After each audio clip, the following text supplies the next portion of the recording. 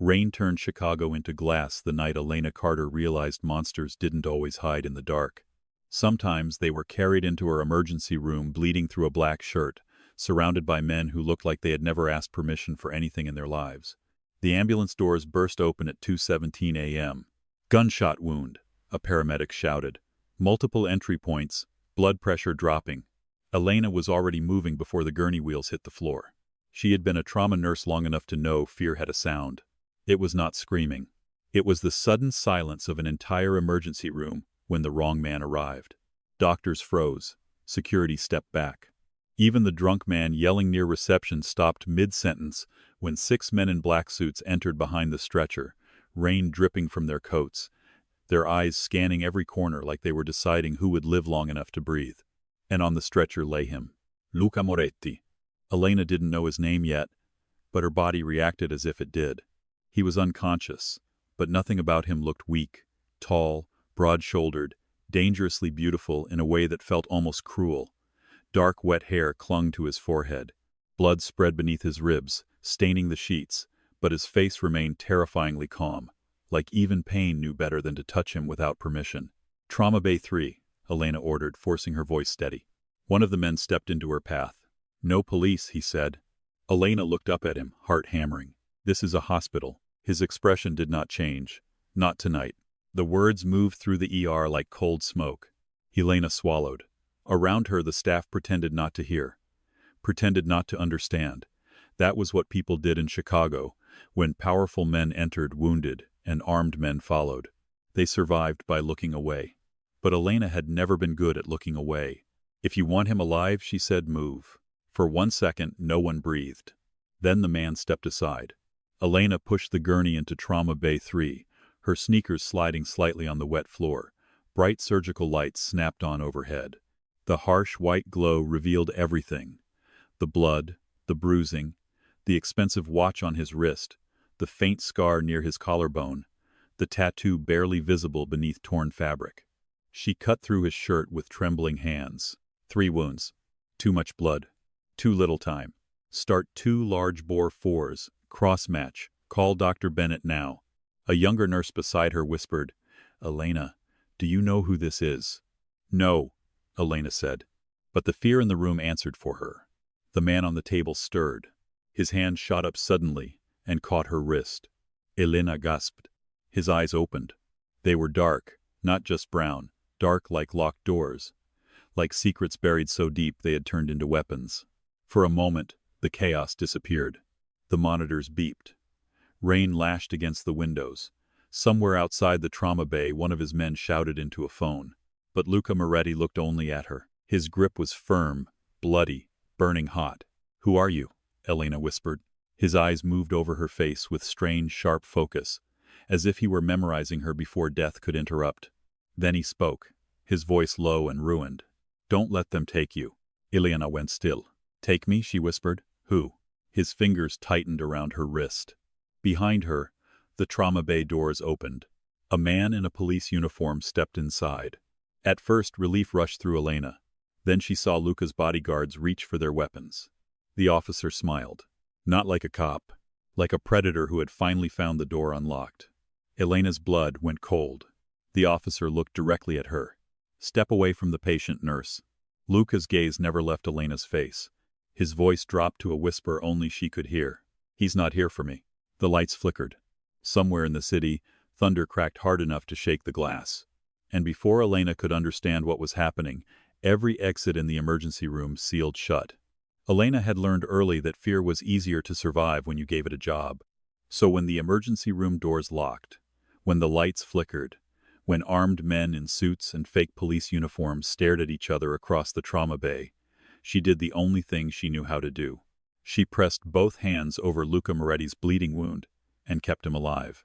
"Pressure is dropping," Dr. Bennett snapped, finally rushing in with his surgical gown half-tied. "Elena, what happened?" 3 gunshot wounds, she said. 1 near the ribs, possible internal bleeding. He needs the ore now. The fake officer at the door tilted his head. "No one leaves this room." His voice was calm. Too calm. A security guard near the nurse's station reached for his radio. One of the men in police uniform raised his gun. Elena saw it before anyone else did. "No," she shouted. The shot hit the wall inches from the guard's head. Chaos exploded. Staff screamed. Patients cried out from the hallway. Monitors shrieked. One of Luca's men slammed the trauma bay doors shut and drew his weapon, but the fake officer only smiled wider. "Everyone calm down," he said. "We're not here for civilians." Elena's throat tightened. Then why was he looking at her? Luca's fingers dragged weakly across the sheet until they found her wrist again. His skin was colder now, his grip not as strong, but the command in his eyes remained terrifying. "Stay behind me," he rasped. Elena almost laughed from panic. "You can barely breathe." His mouth curved faintly, almost cruelly. "I've killed men with less." A chill moved through her, not because she doubted him, but because she believed every word. Dr. Bennett leaned close to Elena, voice shaking. "We need to stabilize him here. If we move him, they'll start shooting." Elena nodded quickly, swallowing the fear clawing up her throat. She focused on the blood. Blood made sense. Blood had rules. Pressure, loss, response, time. People didn't. Especially not men like Luca Moretti, who lay half dead beneath her hands and still somehow made every dangerous man in the room hesitate. But before tonight, Elena Carter's life had never belonged in rooms like this. Before tonight, her world had been small. A narrow apartment above a closed laundromat on the south side. A broken heater that made the pipes groan through winter. Double shifts at St. Aurelius Medical Center. Cheap coffee from the vending machine. Shoes that hurt by hour 11. Rent reminders. Student debt. A mother who no longer remembered her name. And silence. Always silence. Elena had grown up learning how to disappear inside other people's emergencies. Her father left when she was 9. No dramatic goodbye. No suitcase by the door. Just an empty chair at dinner, and her mother pretending not to cry while washing a plate that was already clean. By 16, Elena was working after school at a pharmacy. By 19, she was cleaning hospital rooms at night, while studying nursing textbooks during lunch breaks. By 27, she had become the kind of woman people called dependable, because they had mistaken exhaustion for strength. She paid her mother's care facility bill every month. Late sometimes. Never missing. She sent flowers on birthdays her mother didn't understand. She sat beside her in the pale blue room that smelled like disinfectant and lavender lotion, holding a hand that no longer squeezed back. Sometimes her mother would look at her and smile politely. "You're very kind," she would say. And Elena would smile back as if her chest were not breaking open. "Thank you, Mom." No one at the hospital knew that. They knew Elena covered extra shifts. They knew she rarely came to staff parties. They knew she kept protein bars in her locker and once gave her winter coat to a homeless teenager outside the ambulance entrance. They did not know that most nights she walked home with pepper spray hidden between her fingers.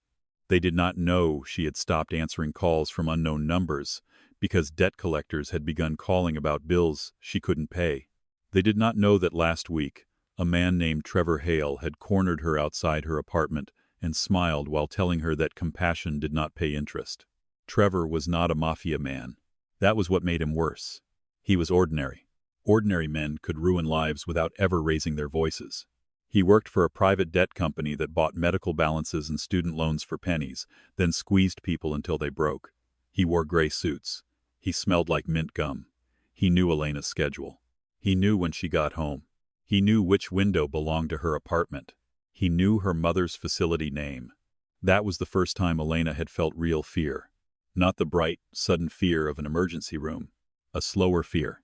The kind that moved into your apartment and sat beside you in the dark. "You're behind again," Trevor had said, leaning against the brick wall beside her building. Elena had kept her keys between her fingers. "I made a payment 2 days ago. A partial payment. It was what I had." His eyes drifted over her scrubs, her tired face, the old tote bag on her shoulder. "You nurses always think suffering makes you special." She had said nothing. That was another thing she had learned young. Silence could sometimes save you.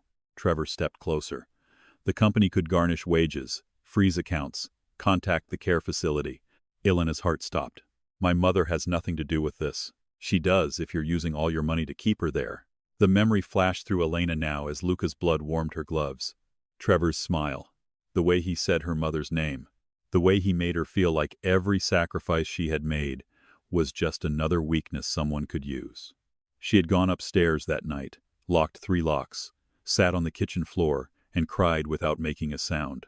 Then she woke up 4 hours later and went back to the hospital. Because bills did not care if your heart was tired. Because patients did not wait until your life was stable.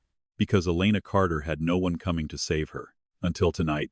Until a dying stranger grabbed her wrist and whispered that the man in uniform was not there for him. "Clamp," Dr. Bennett ordered. Elena snapped back to the trauma bay. Luca's breathing hitched. His jaw tightened, but he didn't groan. He watched her instead, eyes heavy with pain and something darker. Recognition, maybe. Or calculation. "You know him?" Elena whispered before she could stop herself. Luca's gaze flicked toward the fake officer. "His name is Marcus Venn. Elena Froze." That name meant nothing to her. But it meant something to every man in black standing behind Luca. The room changed. One of Luca's bodyguards, a massive man with a shaved head and blood on his sleeve, stepped forward. "Boss, let us handle him." "Boss." The word landed heavily. Elena looked down at Luca. His face was pale, his lips were almost colorless. But when his eyes lifted back to hers, she felt the truth settle into the room like a loaded gun. This wasn't just a dangerous man. This was the dangerous man. Luca Moretti. The name came to her now in fragments from whispered conversations, newspaper headlines, nurses gossiping during night shifts. Moretti family. Private clubs. Dead rivals. Judges who suddenly resigned. Witnesses who disappeared. A man powerful enough that even police lowered their voices when speaking about him. Elena's stomach turned. She tried to pull her wrist free. Luca didn't let go. "You're afraid of me," he said quietly. "I'm trying to stop you from bleeding out." "That wasn't what I said." Elena held his gaze, anger rising through the fear, because anger was easier, cleaner. "You're a criminal." A flicker passed over his face. Not guilt. Something colder. Yes. The honesty stunned her. No excuse. No charm. No denial. Just yes. Outside the trauma bay, someone pounded on the locked ER doors. Another patient was sobbing. The fake officer, Marcus Venn, looked almost bored, like everyone's panic was background music. "Miss Carter," Marcus called. Elena's spine went rigid. He knew her name. Luca noticed. His hand tightened around hers again. Marcus smiled through the glass window in the trauma bay door. "You should come with me before this gets uglier." Dr. Bennett looked at Elena, confused and terrified. "Elena? What is he talking about?" "I don't know," she whispered, but her voice sounded weak even to herself, because she was starting to understand something. Trevor Hale. The threatening calls. The strange black SUV she had noticed twice outside her apartment. The man in fake police uniform knowing her name. None of it was random. Luca's breathing turned shallow. Elena leaned over him, pressing harder against the wound. "Stay with me." His eyes found hers again. For one impossible second, the terror around them thinned. He looked at her like he had seen her before this night, like she was not a stranger, like the world had been moving toward this room long before the ambulance doors opened. "Why does he want me?" Elena whispered. Luca's gaze darkened. "Because of what your father stole." The words hit her so hard she almost stepped back. "My father," she said. "My father left 20 years ago." "No," Luca said, voice rough with pain. "He ran." Elena's breath caught. The trauma bay lights flickered again. Marcus Venn raised his gun outside the glass. Luca looked past Elena toward his men, and though he was bleeding, broken, barely conscious, the command in his voice made every person in the room go still. "Lock down the hospital." His bodyguard hesitated. "Boss, the city." Luca's eyes cut to him. "I said lock it down." Then Luca turned back to Elena. For the first time, something almost human moved beneath the darkness in his face. Not softness, not kindness. Possession sharpened by fear. "They came here for you," he whispered, "but they'll have to burn through me first." And in the distance, beyond the rain-streaked hospital windows, the first sirens began to scream. The first sirens did not sound like rescue. They sounded like the city realizing too late that something ancient and violent had opened its eyes. Elena heard them through the hospital glass as Luca's order spread beyond Trauma Bay 3. "Lock down the hospital."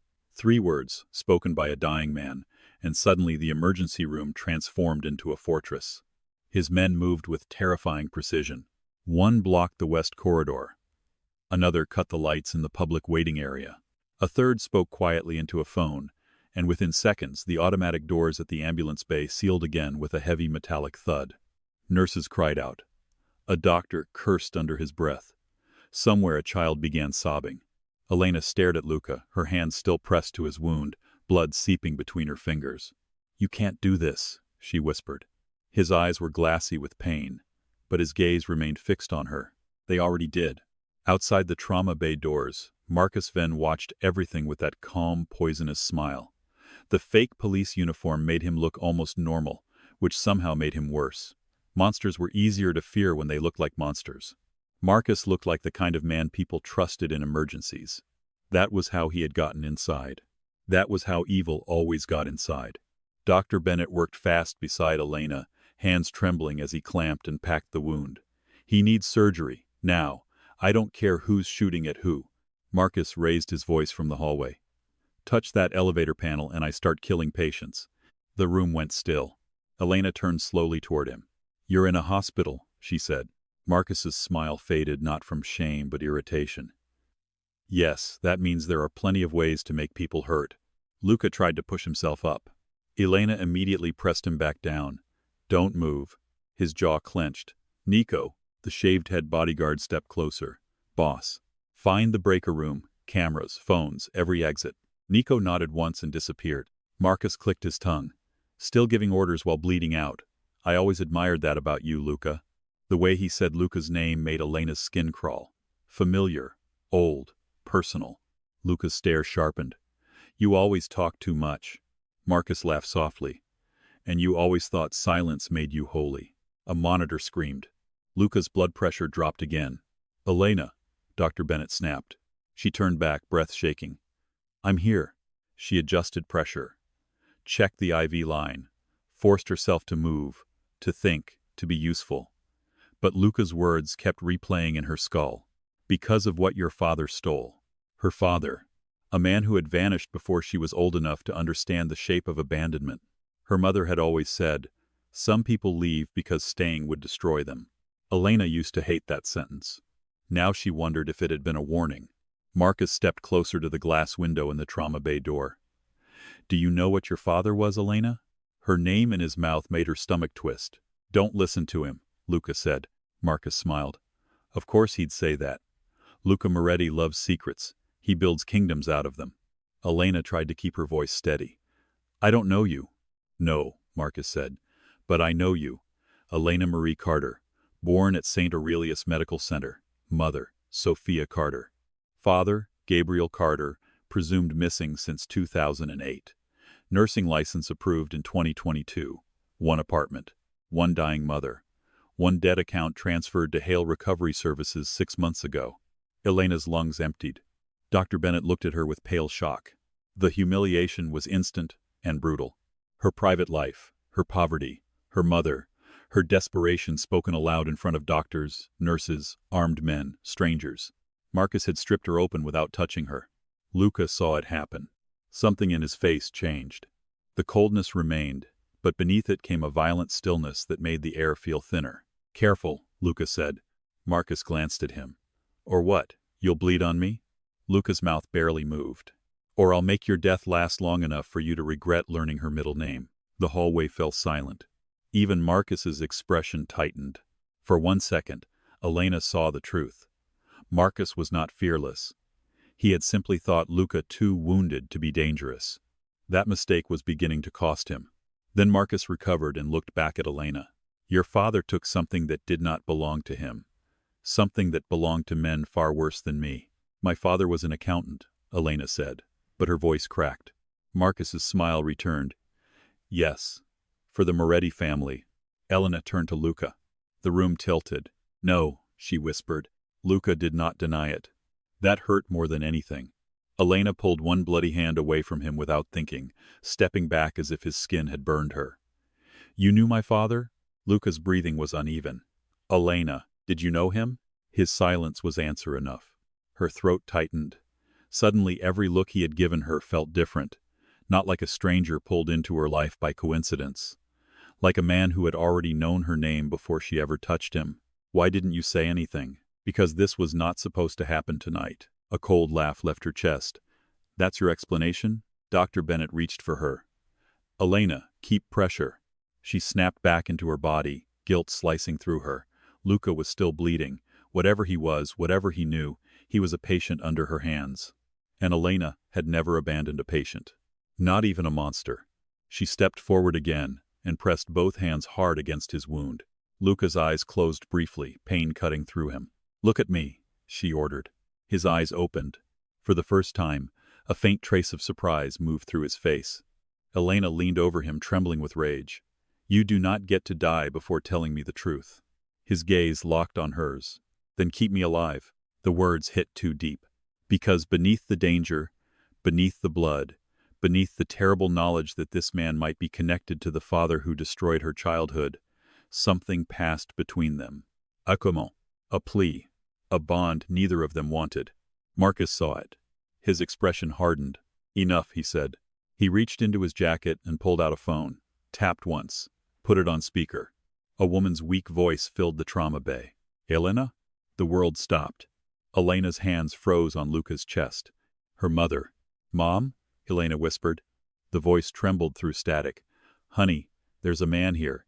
He said you have to listen. Elena's blood turned to ice. Dr. Bennett whispered. Oh my God. Marcus watched her face with satisfaction. There it is, he said softly, the sound of leverage. Elena could barely breathe. If you touch her, she's comfortable. For now. Marcus smiled. But memory care facilities have terrible security. Anyone can walk in with flowers and a kind smile. Something inside Elena broke open. The fear was no longer slow. It was everywhere. It was her mother's pale room, her mother's fragile hand, her mother smiling at strangers because she no longer knew which ones were dangerous.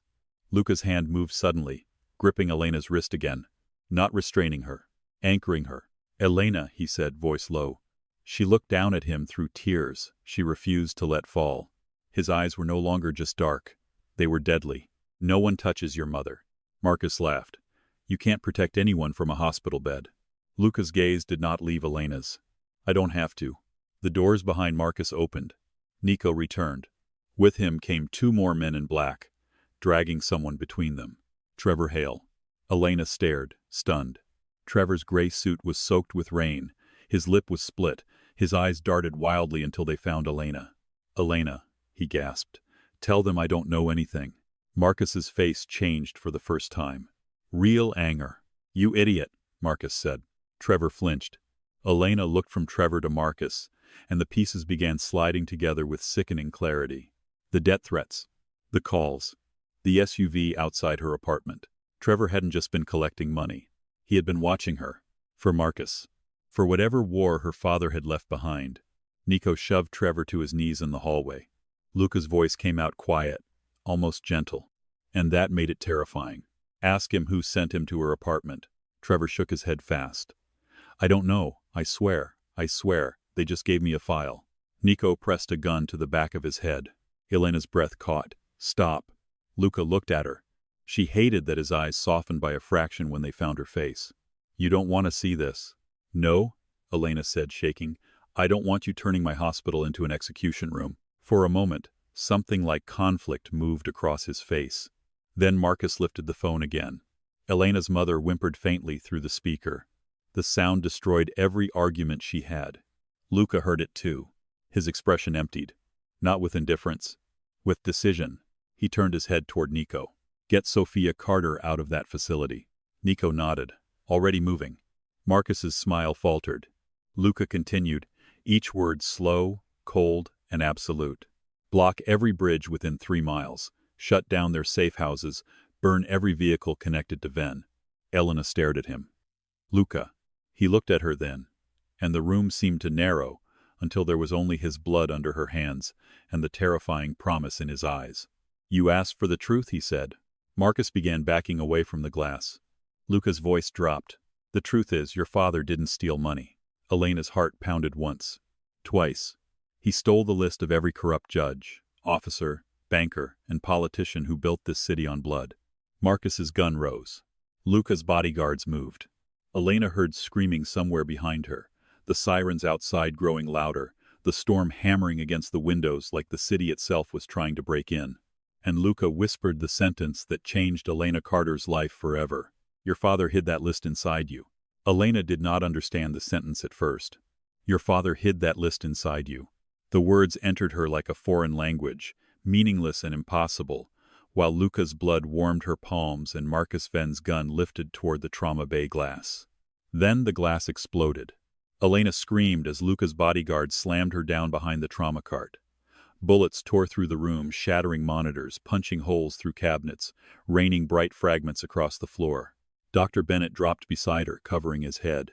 The overhead lights flickered violently. For 1 second, the whole world became white light, gunfire, thunder, and blood. Then Luca moved. He should not have been able to. He had 3 gunshot wounds. He was losing blood faster than they could replace it. His skin was pale, his breathing broken, his body held together by Elena's hands and medical tape. But when Marcus fired again, Luca grabbed the metal instrument tray beside him and hurled it with brutal force. The tray hit Marcus's wrist through the shattered window.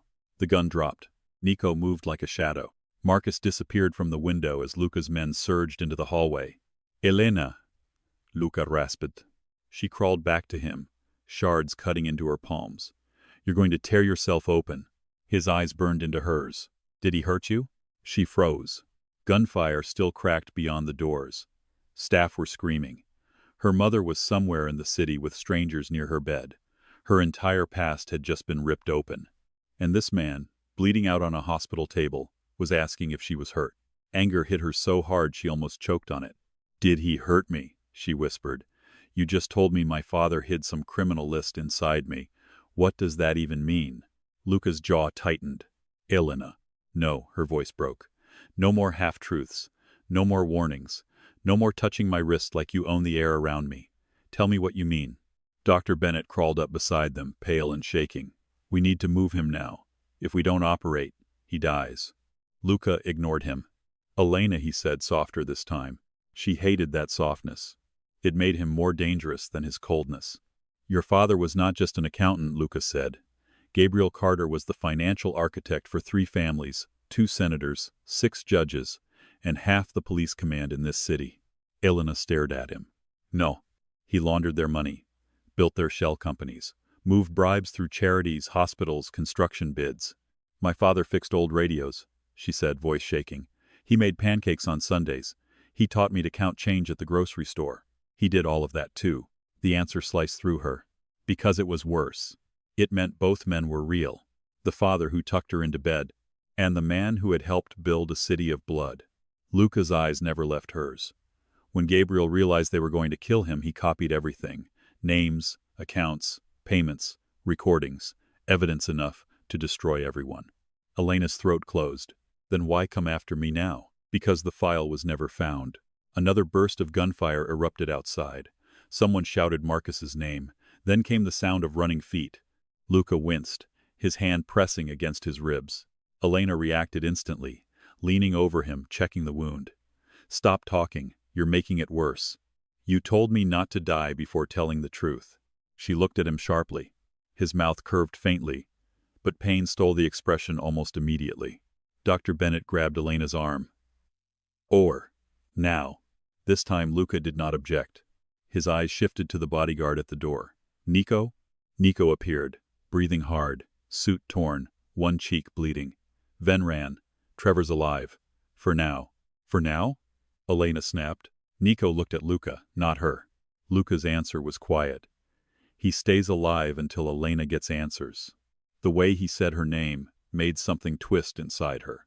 Not comfort, not exactly fear. Something worse because it felt like both. Dr. Bennett shouted for a portable monitor. Another nurse unlocked the side corridor toward surgery. Luca's men formed a wall around the stretcher as if escorting a president, or a prisoner, or a king no one wanted to admit ruled them. As they pushed Luca out of Trauma Bay 3, Elena walked beside him, one hand gripping the rail. She told herself she was there because she was his nurse. Not because his fingers kept brushing hers in the narrow space between life and death. Not because every time his eyes drifted closed, panic stabbed through her chest. Not because the monster who terrified an entire hospital had become the only person in the building more focused on saving her mother than saving himself. The hallway looked like a war zone. Patients huddled behind chairs. A nurse wept quietly near the medication room. Security guards stood frozen, with their hands raised. The fake police had vanished into the corridors, but their threat remained in every shattered light, every blood smear, every trembling breath. As they reached the elevator, Elena's phone rang. Unknown number. She almost dropped it. Luca saw the screen. "Answer," he said. Elena looked at him. "What if it's Marcus?" "Then let him hear me breathing." She answered with trembling fingers. "Elena Carter," said a voice she did not recognize. A woman, calm, professional, terrified beneath the control. "I have your mother. She is safe. We are moving her now." Elena stopped walking. The stretcher rolled another foot before Luca grabbed the rail hard enough to halt it. Elena pressed the phone to her ear. "Who are you?" "My name is Mara. I work for Mr. Moretti." Elena's eyes snapped to Luca. He watched her silently. Mara continued. "Your mother is confused, but unharmed. We removed her from the facility before Ven's men reached the second floor." Elena covered her mouth as a sound broke from her chest.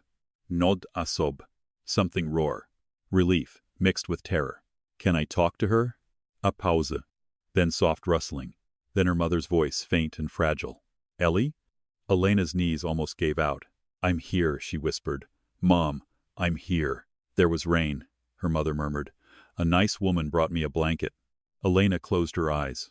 For one heartbeat she was 9 years old again, standing in a kitchen with an empty chair at the table waiting for someone to come back.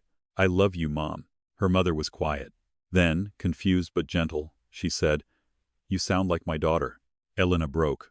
She turned away from Luca, from Dr. Bennett, from the armed men, pressing the phone to her face as tears finally spilled over. "I am your daughter," she whispered. "I'm right here." But her mother was already fading back into the fog. "That's nice," Sophia said softly. "Tell her to be careful. Her father used to say the walls had ears." Elena opened her eyes. Her breath stopped. "What did you say?" The line shifted again. Mara returned. "Miss Carter?" Elena's pulse pounded. "My mother said my father used to say the walls had ears." Luca went very still on the stretcher. Not weak still. Predator still. Elena turned slowly toward him. "What does that mean?" Luca's face had changed. All the pain was still there, but something colder had risen above it. Recognition, horror, confirmation. "Elena," he said quietly, "when did your mother start losing her memory?" The question struck like a needle under her ribs. "Years ago." "How many?" "I don't know. 5, 6. His eyes darkened. "Before she got sick, did she ever give you anything from your father?" Elena almost said no. Then the memory came. Her mother at the kitchen table, hands trembling, pushing a small silver necklace across the wood. "Your father wanted you to have this when you were older." Elena had worn it for years. A cheap silver pendant, no bigger than a dime, shaped like a tiny saint medallion. She touched her throat. "Nothing. Heffingas mit Baskin." Cold rushed through her. "I lost it," she whispered. Luca's expression hardened. "When?" Elena's mind raced backward through exhaustion, work, debt, fear. Then she saw it. Trevor Hale standing too close outside her apartment. His hand brushing her shoulder. The faint tug at her neck. Her necklace gone the next morning. Her voice came out hollow. "Trevor stole it." The elevator doors opened. For a moment no one moved. Then a low laugh echoed from the hallway behind them. Trevor stood there between two of Luca's men, face bruised, hands zip-tied, eyes wet with terror. "I didn't know what it was," he said quickly, "I swear. Ven told me to get anything old. Anything from her father." Luca's voice turned lethal. "Where is it?" Trevor swallowed. "I gave it to him." Elena stepped toward him. "To Marcus?" Trevor nodded fast. "But it wasn't a necklace." Her heart slammed. Trevor's eyes flicked to Luca, then back to Elena. It opened. The elevator lights flickered above them. Luca's hand found Elena's wrist again, but this time she did not pull away. Trevor whispered the rest. There was a drive inside. The elevator doors stayed open, waiting like a mouth. No one stepped inside. For a few seconds the only sounds were Luca's failing monitor, rain hammering the hospital windows, and Trevor Hale breathing like a man who had just realized death had entered the hallway and chosen his face. Elena stared at him. "A drive?" she whispered. Trevor nodded quickly, tears slicking his bruised face. "I didn't know. I swear to God, Elena, I thought it was just some old necklace. Ven said your father hid something sentimental, something your mother kept. I didn't know it was. Nico struck him once across the mouth. Trevor collapsed sideways with a strangled cry. Elena flinched. Stop, she snapped. Nico looked to Luca. Everyone looked to Luca. Even bleeding, barely conscious, on the edge of surgery, he still owned the hallway more completely than the hospital owned its own walls. But Luca's eyes were on Elena. Not Trevor. Not the elevator. Here. As if every decision in that ruined corridor now passed through the space between them. Do you want him alive? Luca asked. The question was quiet. Too quiet. Elena's breath trembled. I want the truth. That wasn't what I asked. She looked at Trevor on the floor, the man who had cornered her outside her apartment, threatened her mother, watched her life like it was a file to be sold. Part of her wanted to hate him cleanly, but hatred was not clean. It left stains. I'm not like you, she said to Luca. Something moved across his face. Not offense. Recognition. No, he said. You're not. Dr. Bennett shoved between them, his voice cracking with panic. This emotional nightmare can continue after I stop him from dying. Move. Now. The spell broke.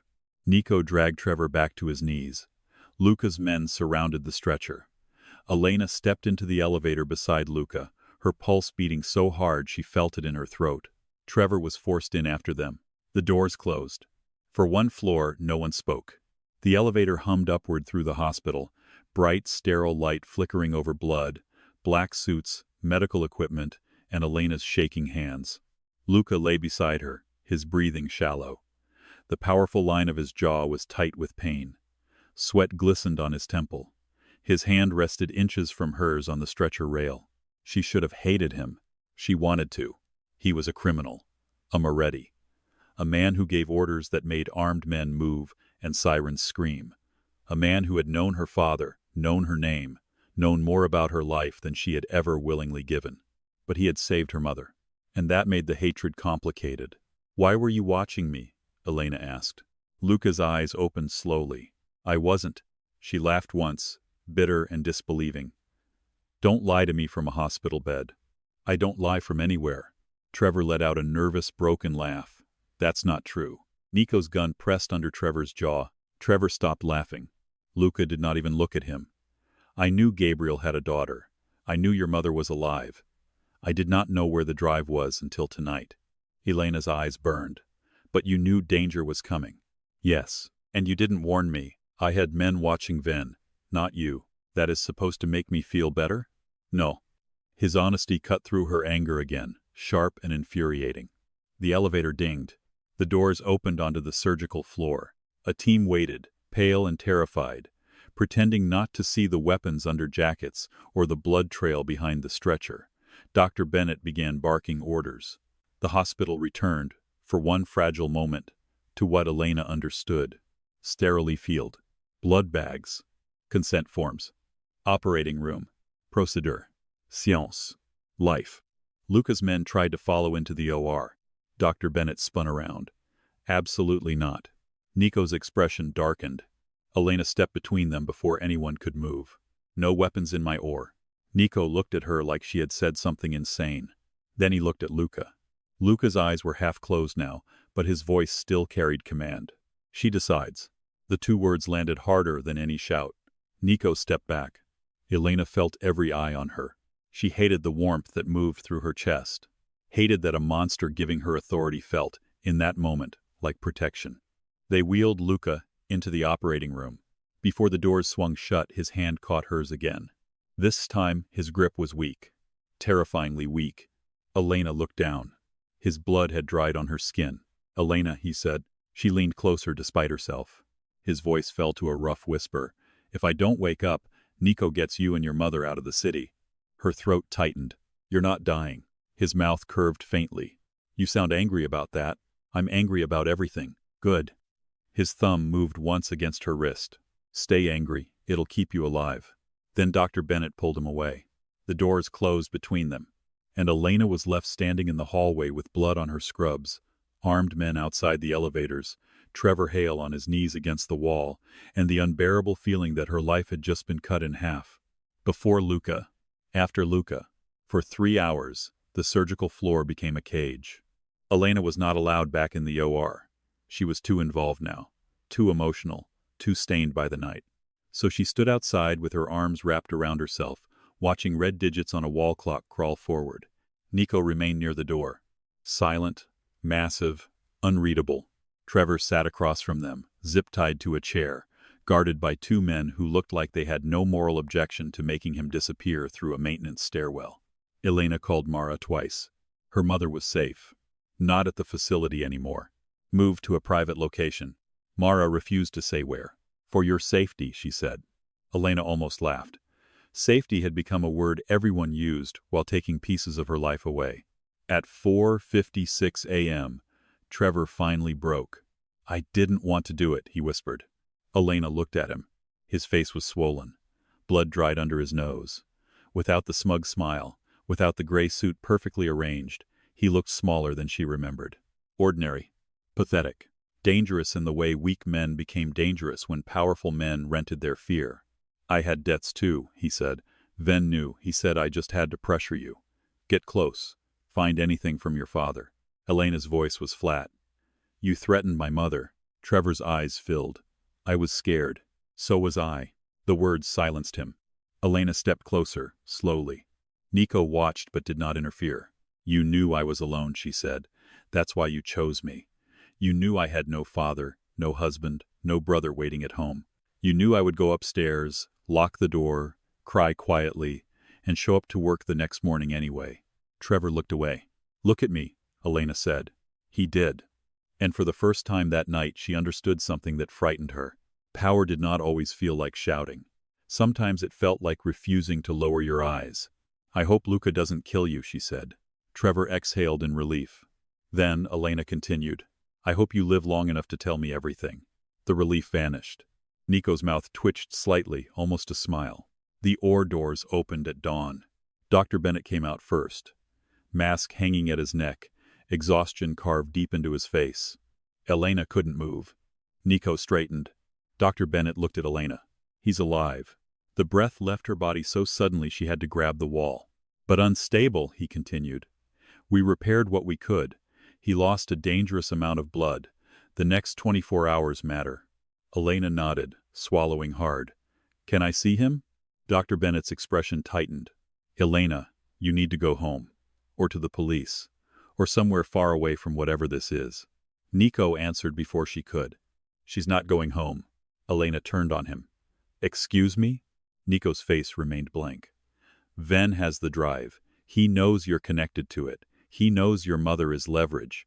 Your apartment is compromised. Your hospital is compromised. Every normal place in your life is now a trap. The truth landed cold and heavy. Dr. Bennett looked between them. This is insane. Yes, Elena said quietly. But insane did not mean untrue. Nico pulled out a phone. Mr. Moretti gave instructions. Mr. Moretti is unconscious. He gave them before. Elena folded her arms, anger rising again because it was the only thing keeping her from collapsing. Of course he did. Nico continued. You'll be moved to a secure location until the drive is recovered and Ven is handled. No. Nico blinked. Elena stepped closer. You do not get to move me like luggage. With respect, Miss Carter. Don't. Her voice sharpened. I have had men making decisions about my life all night. Marcus, Trevor, Luca, you. My father from whatever grave he crawled into 20 years ago. Enough. Nico studied her for a long moment. Then he said, Ven will come for you. I know. He may already have men near your apartment. I know. He will use your mother if he can find her. Elena's throat tightened, but she did not look away. I know. Nico's voice lowered. Then you know refusing protection is not bravery. No, Elena said. But choosing it for myself is.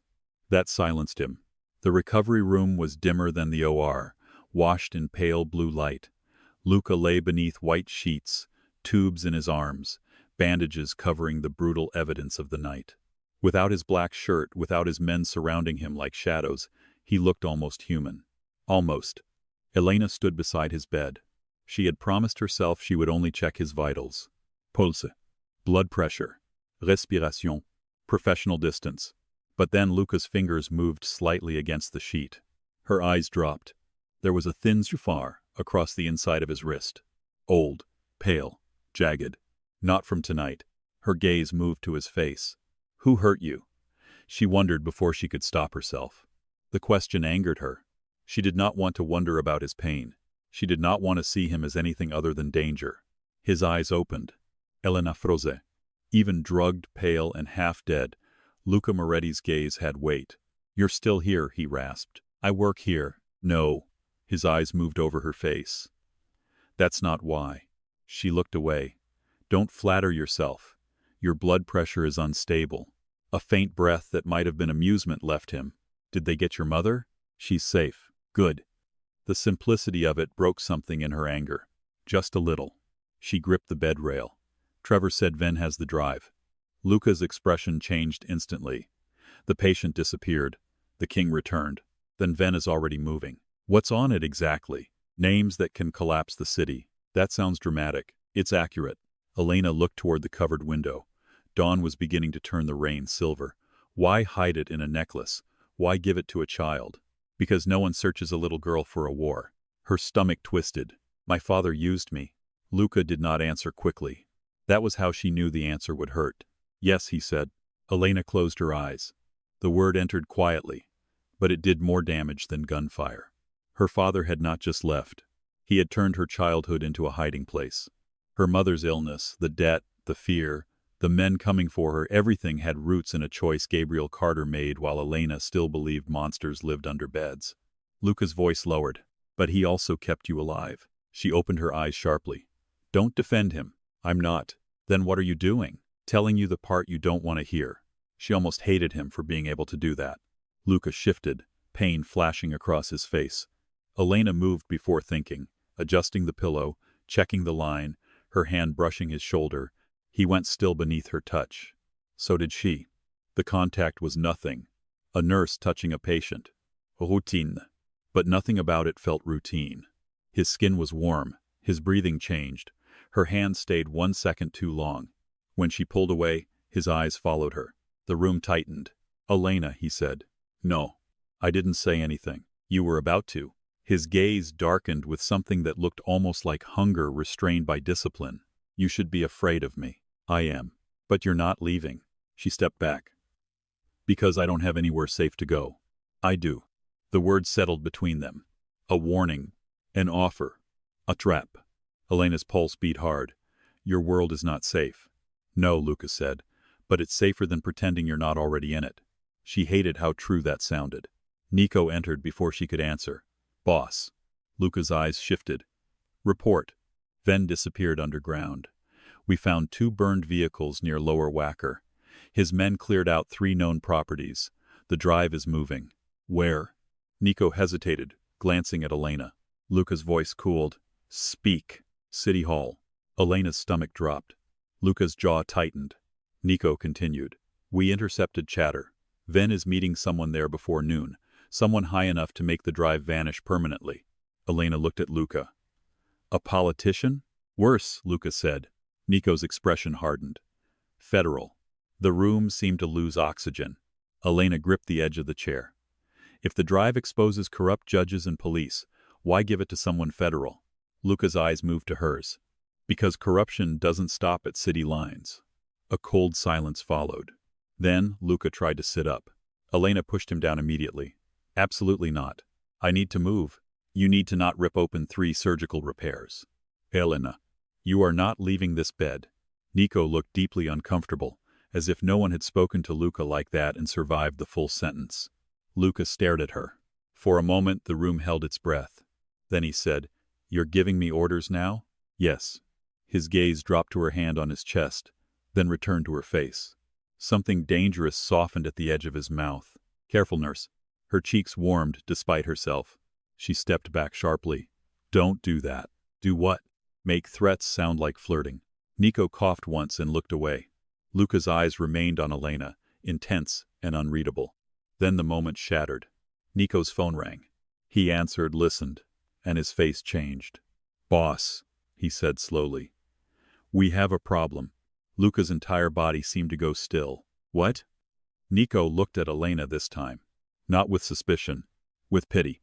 The safe house transporting Sophia Carter was hit. Elena's heart stopped. No. Nico spoke faster. Mara survived. 2 drivers dead. Sofia was taken. The room blurred. Elena reached for the bedrail but missed. Luca surged upright despite every tube and bandage attached to him. The monitor screamed. Elena shouted his name, but he tore one IV halfway loose before she caught his arm. Blood bloomed under the dressing at his ribs. "Lie down," she cried. His eyes were no longer human. They were black fire. "Who took her?" Nico swallowed. Ven left a message. Elena couldn't breathe. "What message?" Nico held out the phone. The screen showed a video. Her mother sat in the back of a moving van, wrapped in a blanket, confused and frightened. Marcus Ven sat beside her in his fake police uniform, smiling gently like a trusted officer, helping a lost old woman. Then he looked into the camera. "Elena," he said, "you have something I want." Elena shook her head, tears already falling. "I don't. He has the drive." Marcus smiled wider, as if he could hear her. "Not the drive, the key." Luca went completely still. Elena turned toward him. "What key?" The look on his face terrified her more than Marcus ever had. Luca knew. Of course he knew. Marcus continued on the phone. "Your father was clever. The drive is useless without the biometric phrase lock. 3 spoken words, recorded in your voice when you were a child. I need you to open it." Elena's blood turned cold. The video shifted. Her mother looked into the camera, eyes cloudy. "Elena?" Sofia whispered. "Are we going home?" Marcus leaned closer to the lens. "Come to City Hall by noon, alone, or your mother disappears like your father did." The video ended. For a moment, Elena heard nothing. Not the monitor. Not the rain. Not Luca saying her name. Only her mother's frightened voice. "Are we going home?" Elena stepped backward. Luca reached for her, but she pulled away. "No," she whispered. "Elena. No." Her voice rose. "No, you don't get to touch me. You don't get to promise protection after they took her. You don't get to act like you control everything when my mother is in a van with that man because of a war you all built." Pain crossed Luca's face. Real pain. Not from the wounds. From her words. "Good," she thought wildly. "Let it hurt. Let something hurt him too." "I'm going," she said. Luca's expression hardened instantly. "No, she is my mother. It's a trap." "Of course it's a trap. Then you're not walking into it." Elena laughed through tears. "You don't get to decide that. I do when walking into it gets you killed. You don't own me." The words cracked through the room. Nico looked away. Luca stared at her. The air between them burned. Then Luca spoke, low and deadly. "No. But the moment Ven put his hands on your mother, he put himself under my judgment." Elena's chest heaved. "I don't need your judgment, I need her alive. And I need you alive." The confession landed too suddenly. Too raw. Elena froze. Luca looked as if he regretted saying it, but he did not take it back. The room fell silent around them. Something changed. Not softened. Deepened. Elena realized with horror that Luca Moretti was not protecting her because she was useful. Not only because of the drive. Not only because of her father. Somewhere between blood, fear, and gunfire, his protection had become personal. Possessive. Dangerous. And a part of her, the loneliest part, felt it like heat in winter. That frightened her most. Dr. Bennett rushed in with 2 nurses, furious and panicked. "Why is he sitting up? Are you insane? He's going to bleed out." Luca ignored him. "Elena," he said, voice softer now, but no less commanding. "You go to City Hall. You don't go alone." She wiped her tears with the back of her hand. Marcus said alone. "Marcus said that because he's afraid of what follows you now." "What follows me?" Luca held her Gaza. "Me." A violent shiver moved through her. "You can barely stand. Then I'll crawl." The words were not romantic. They were worse. They were a vow. Elena wanted to look away. She couldn't. Nico stepped closer. "Boss, we can build a plan. Decoys, snipers, extraction routes." "No," Luca said. Nico stopped. Luca looked at Elena, and his voice dropped into something intimate and terrifying. "He wants her scared. He wants her isolated. He wants her walking in like prey." Elena swallowed. Luca's eyes darkened. "So we let him believe it." Nico understood first. His mouth tightened. "You want to use her as bait." Elena felt the words hit her. "Bait." Luca's gaze never left hers. "No," he said. "I want to give her the choice every man in her life took from her." Elena's breath caught. He continued. Each word controlled, brutal, honest. If you choose to go, I will turn that building into a graveyard before I let Ven leave with you." Dr. Bennett whispered, "Jesus Christ." Elena stared at Luca. The sensible part of her knew she should run from him. From all of them. From the blood-soaked gravity of this man and the world wrapping around her throat. But where would she run? Her apartment was compromised. Her hospital was destroyed. Her mother was taken. Her father's ghost had risen from 20 years of silence, holding a list that could burn Chicago alive. And Luca Moretti, wounded and furious and impossible, was the only monster standing between her and worse ones. Elena took one step closer to his bed. "If I do this," she said, voice shaking but clear, "you don't kill innocent people." Luca's eyes narrowed. "If they stand between me and you." "No." She cut him off. "That is my condition." The silence afterward was sharp enough to draw blood. Nico looked at Luca like he expected refusal. Dr. Bennett looked at Elena like she had lost her mind. Luca looked at her like she had just walked closer to a fire and demanded it learn restraint. Finally he said, "I can promise not to start with them." Elena almost laughed. "That's not comforting. It's honest." She studied him. Then she nodded once. "Then I have a condition too," Luca said. Elena's stomach tightened. "What?" "You do exactly what I say once we're inside." "No." "Elena." "I'll listen. I won't obey blindly." His gaze sharpened. The corner of his mouth lifted, barely there. Even half dead, he looked dangerous enough to ruin lives. "Still angry," he murmured. "Still alive." Something in his face changed. Pride. That was the worst part. He looked proud of her. Nico's phone buzzed again. He read the message. "City Hall perimeter is already crawling with police." "Real police?" Elena asked. Nico looked grim. "Does it matter?" Luca swung his legs toward the side of the bed. Elena immediately moved to stop him. This time he caught her hand. Not hard. Not restraining. Just holding. His palm was warm, rough, blood-marked. "Elena," he said quietly, "your mother has maybe 6 hours if Ven starts panicking. The drive changes hands at noon. After that we may never find either." Her anger collapsed into fear. She hated him for saying it. She needed him for saying it. "What do we do?" she whispered. Luca looked toward Nico. "Bring me clothes. Black. No armor visible. I don't want them thinking I'm afraid." Nico nodded. "And her?" Luca looked back at Elena. His gaze moved over her blood-stained scrubs, her pale face, her trembling hands, and the tears she refused to let fall again. "Not scrubs," he said. Elena stiffened. "Excuse me? You walk into City Hall looking like a nurse, they see victim." He sat straighter, despite the pain tightening his mouth. "You walk in beside me looking like you belong to yourself, they hesitate. I'm not dressing up for a hostage exchange." "No," Luca said. "You're dressing for war." An hour later, Elena stood in a private hospital suite that had become a command center. Maps covered the table. Phones rang non-stop. Men spoke in low voices about exits, underground routes, corrupt officers, camera blind spots, rooftop lines. And in the bathroom mirror, Elena barely recognized herself. Her bloody scrubs were gone. In their place, Mara had arranged a dark tailored coat, black trousers, low boots, and a cream blouse that made her skin look less ghostly beneath the hospital lights. Her wet hair had been dried and pulled back loosely, strands still framing her tired face. No heavy makeup, nothing glamorous, just sharp, controlled, untouchable. But her eyes gave her away. They were terrified. Luca stood behind her in the mirror. He should have been in bed. Instead, he wore black.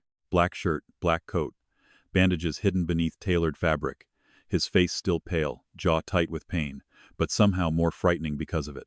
He looked like a wounded king who had risen not because he was healed, but because the world had offended him by trying to take what he had chosen to protect. Elena met his reflection. "I don't belong in this," she said. Luca stepped closer, not touching her, close enough that the air changed. "No one belongs in war the first time," she swallowed. "And the second?" His eyes held hers in the mirror. Then they stopped asking. The words should have horrified her. They did. But beneath the horror was something else. A terrible steadiness.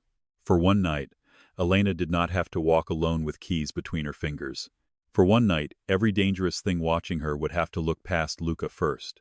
A knock came at the door. Nico entered. "Convoy is ready." Elena's phone buzzed. A new message. Unknown number. A photo appeared. Her mother seated in an ornate room, alive, frightened, holding the same lavender blanket from her care facility. Below it, Marcus had written, "Noon. City Hall. Bring the girl whose voice opens hell." Elena's fingers tightened around the phone. Luca read the message over her shoulder. His expression went completely cold. Then Elena noticed the background of the photo. A mural behind her mother. Gold trim. Marble wall. A carved seal. She had seen it before on local news. Not City Hall's public chamber. The mayor's private reception room. Elena looked up slowly. "Luca, I see it." Nico stepped closer. "What?" Elena turned the screen toward him. Luca's voice was almost calm. "Almost.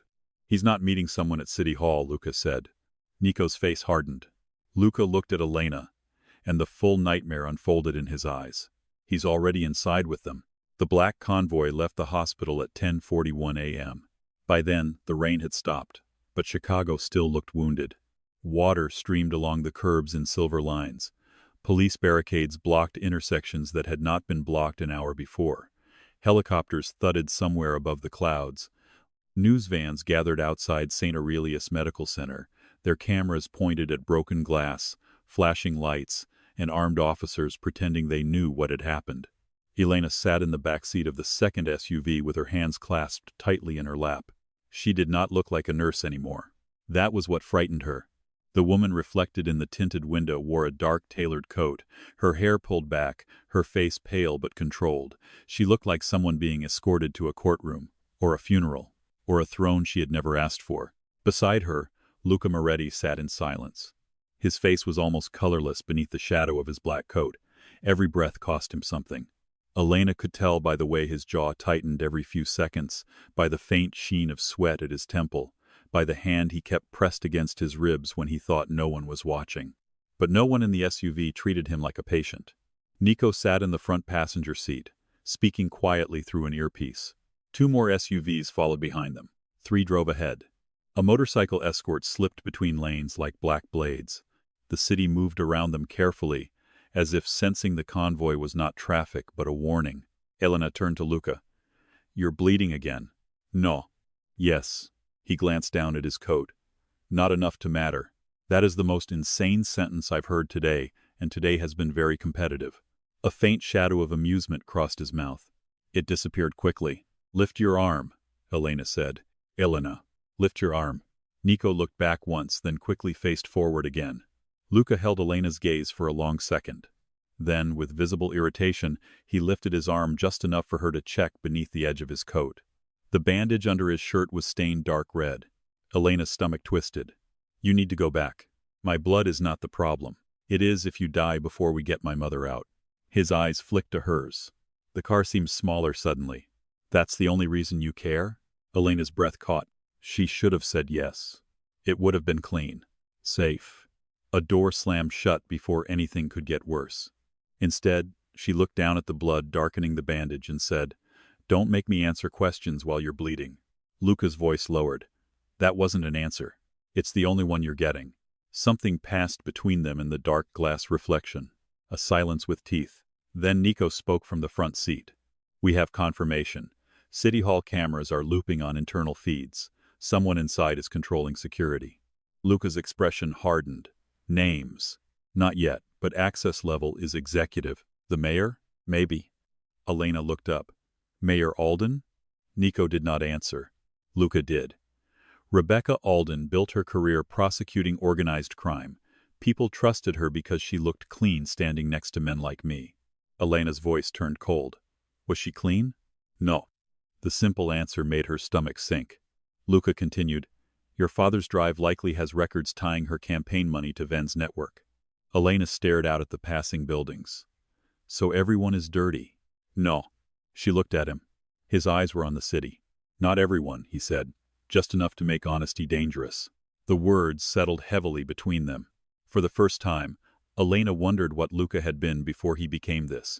Not innocent, never innocent, but no one was born wearing that much darkness naturally. The convoy slowed near the river.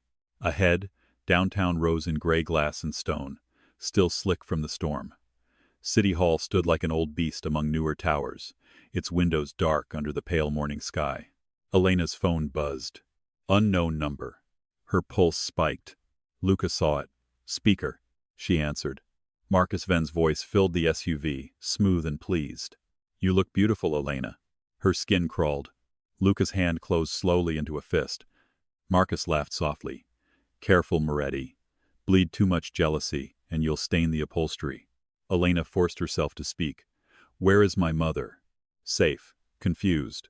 Asking for pancakes, actually. Was that a childhood thing? Elena closed her eyes. Luca's voice went very quiet. You're enjoying this. I always enjoy watching powerful men realize they're late.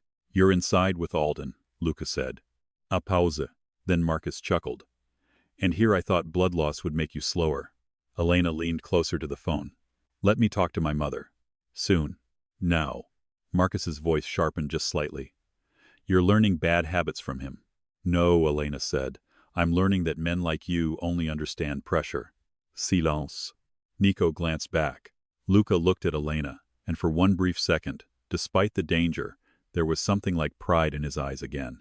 Marcus returned, less amused. Listen carefully. You will enter through the south entrance. No visible security, no weapons, no tricks. Luca may come because I know he won't let his new obsession walk in alone, but if I see more than 2 people with you, your mother leaves in pieces. Elena went cold. Luca's voice dropped into something inhuman. Say that again. Marcus ignored him. At noon, Elena speaks the phrase. We unlock the drive. I walk out with my guarantees. Your mother walks out alive. What phrase? Elena asked. Marcus smiled through the phone. She could hear it. You'll remember when you see her. The line went dead. Elena stared at the phone. When you see her. Her fingers trembled. Luca reached toward her, then stopped himself before touching her. That restraint, more than the touch would have, nearly broke her. What if I don't remember? She whispered. You will. How do you know? Because Gabriel would not have built a lock his daughter couldn't open. The anger came back fast, hot enough to hold her together. You keep saying that like he was some genius protecting me. He turned me into evidence. Luca's eyes darkened. Yes. Stop agreeing with the worst things I say. I won't lie to make pain prettier. Elena laughed once, hollow. You really don't know how to comfort people, do you? No. The answer was so flat she looked at him. His face remained still, but something in his eyes did not. A memory, maybe. A wound. Before she could ask, the SUV stopped. Nico turned. We're here. City Hall loomed beyond the tinted glass. Police officers stood at the steps. Some real. Some maybe not. Reporters gathered behind barricades, shouting questions no one answered. Pedestrians slowed, phones raised. Chicago did not yet know a war was unfolding under its own government roof. Maybe that was how cities survived. They learned to mistake rot for architecture. Luca opened his door before anyone could help him. Elena immediately reached across him. Wait. He paused. She pulled a folded strip of gauze from the medical kit beside her and pressed it beneath his coat, over the bleeding bandage. His eyes dropped to her hands. You smuggled supplies? I'm a nurse. I smuggle supplies emotionally. That almost made him smile. Almost. Her fingers tightened against his ribs. If you collapse in there, I can't carry you. I won't collapse. You don't know that. I do. Because you're immortal? Because you'll be watching. The words were quiet. Not flirtation. Not exactly. A dangerous kind of trust. Elena looked up at him. For 1 second, the world outside the SUV disappeared. No police, no Marcus, no drive, no war. Just Luca's dark eyes and the terrible understanding that fear had begun to braid itself with something she did not want to name. Then Nico opened her door. Cold air rushed in. They stepped out together. The shouting began immediately. Mr. Moretti, is this connected to the hospital shooting? Who is the woman? Are you under investigation? Cameras flashed. Elena flinched. Luca moved half a step closer, not touching her, but placing his body between her and the crowd. It was subtle, instinctive, possessive enough to make every camera turn sharper. Elena kept her chin raised. She heard Marcus's words in her head. Pray. No. Not today. They climbed the steps side by side. At the south entrance, a police captain blocked their path. Mr. Moretti, he said, you're not authorized to enter. Luca did not slow down. The captain's hand moved toward his weapon. Nico shifted. Elena's pulse jumped. Then Luca looked at the captain. Just looked. The man's hand froze. I'm expected, Luca said. The captain swallowed. Then stepped aside. Elena understood then that Luca's power was not only violence, it was memory. People knew what had happened to men who said no. Inside, City Hall smelled of marble, old wood, and rain-soaked coats. The halls were too quiet. Their footsteps echoed under the high ceilings. No tourists. No city clerks. No normal morning chaos. Just polished floors, locked doors, and security cameras turning a little too slowly, to be honest. Nico followed 6 steps behind until a phone vibrated in his hand. He looked at the screen and stopped. Luca noticed. What? Nico's face changed. Boss. Elena's stomach tightened. What happened? Nico looked down the corridor, then back at Luca. They took Mara. Luca's expression went deadly still. Nico continued, voice controlled but strained. Ven sent a second feed. He has Mara and Sophia in separate rooms. If I continue past this point, he kills Mara first. Elena's throat tightened. Mara, the woman who had saved her mother. Luca looked toward the ceiling camera. Marcus was watching. Of course he was. Nico's jaw flexed.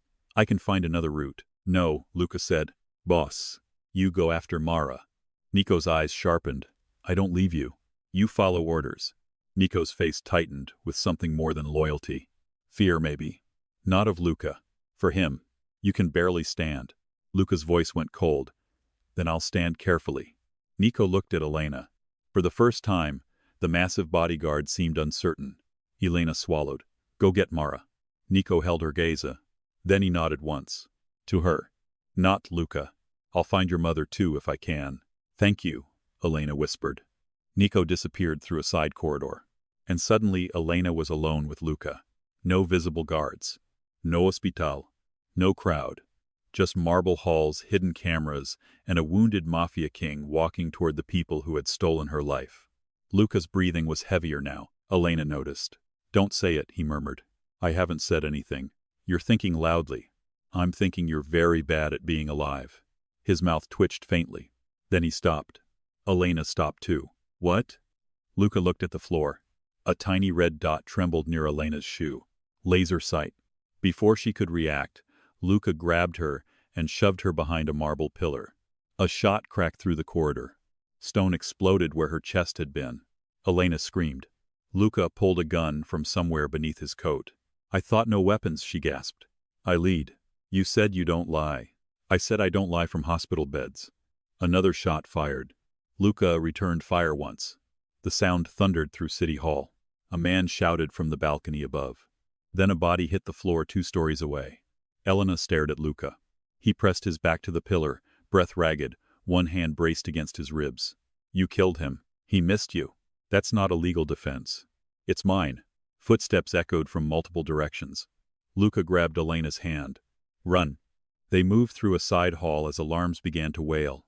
Red lights flashed along the walls. Elena's boots slipped on polished marble. Luca kept hold of her hand, pulling her forward, but she could feel his strength failing in the way his grip tightened too hard, then loosened suddenly. They turned into a records corridor lined with dark wooden doors. At the far end stood 2 officers. They raised guns. Luca pushed Elena behind him. No, she shouted. But before anyone fired, one of the officers turned and shot the other. The second officer dropped. Elena froze. The surviving officer lowered his gun and pulled off his cap. A woman with silver hair and a scar across her cheek looked at Luca. About time, she said. Luca leaned slightly against the wall.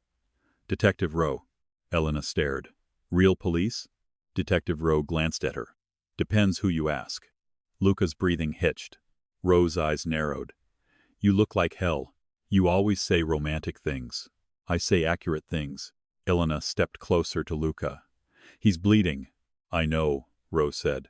He was bleeding the last 3 times he ruined my investigations too. Luca ignored that. Where's Ven? Mayor's reception floor. Alden is with him. So is Deputy Director Harlan. Luca's eyes hardened. Elena caught the name. Federal? Rowe nodded. Justice Department. Public Corruption Division, ironically. A terrible laugh almost escaped Elena. Of course. The man responsible for exposing corruption was here to bury it. Rowe looked at Elena more carefully. You're Gabriel Carter's daughter. Elena stiffened. Apparently everyone knows that except me. Something like pity crossed Rowe's face. I knew your father. The hall seemed to narrow. Elena's voice dropped. Was he a monster? Ro did not answer quickly.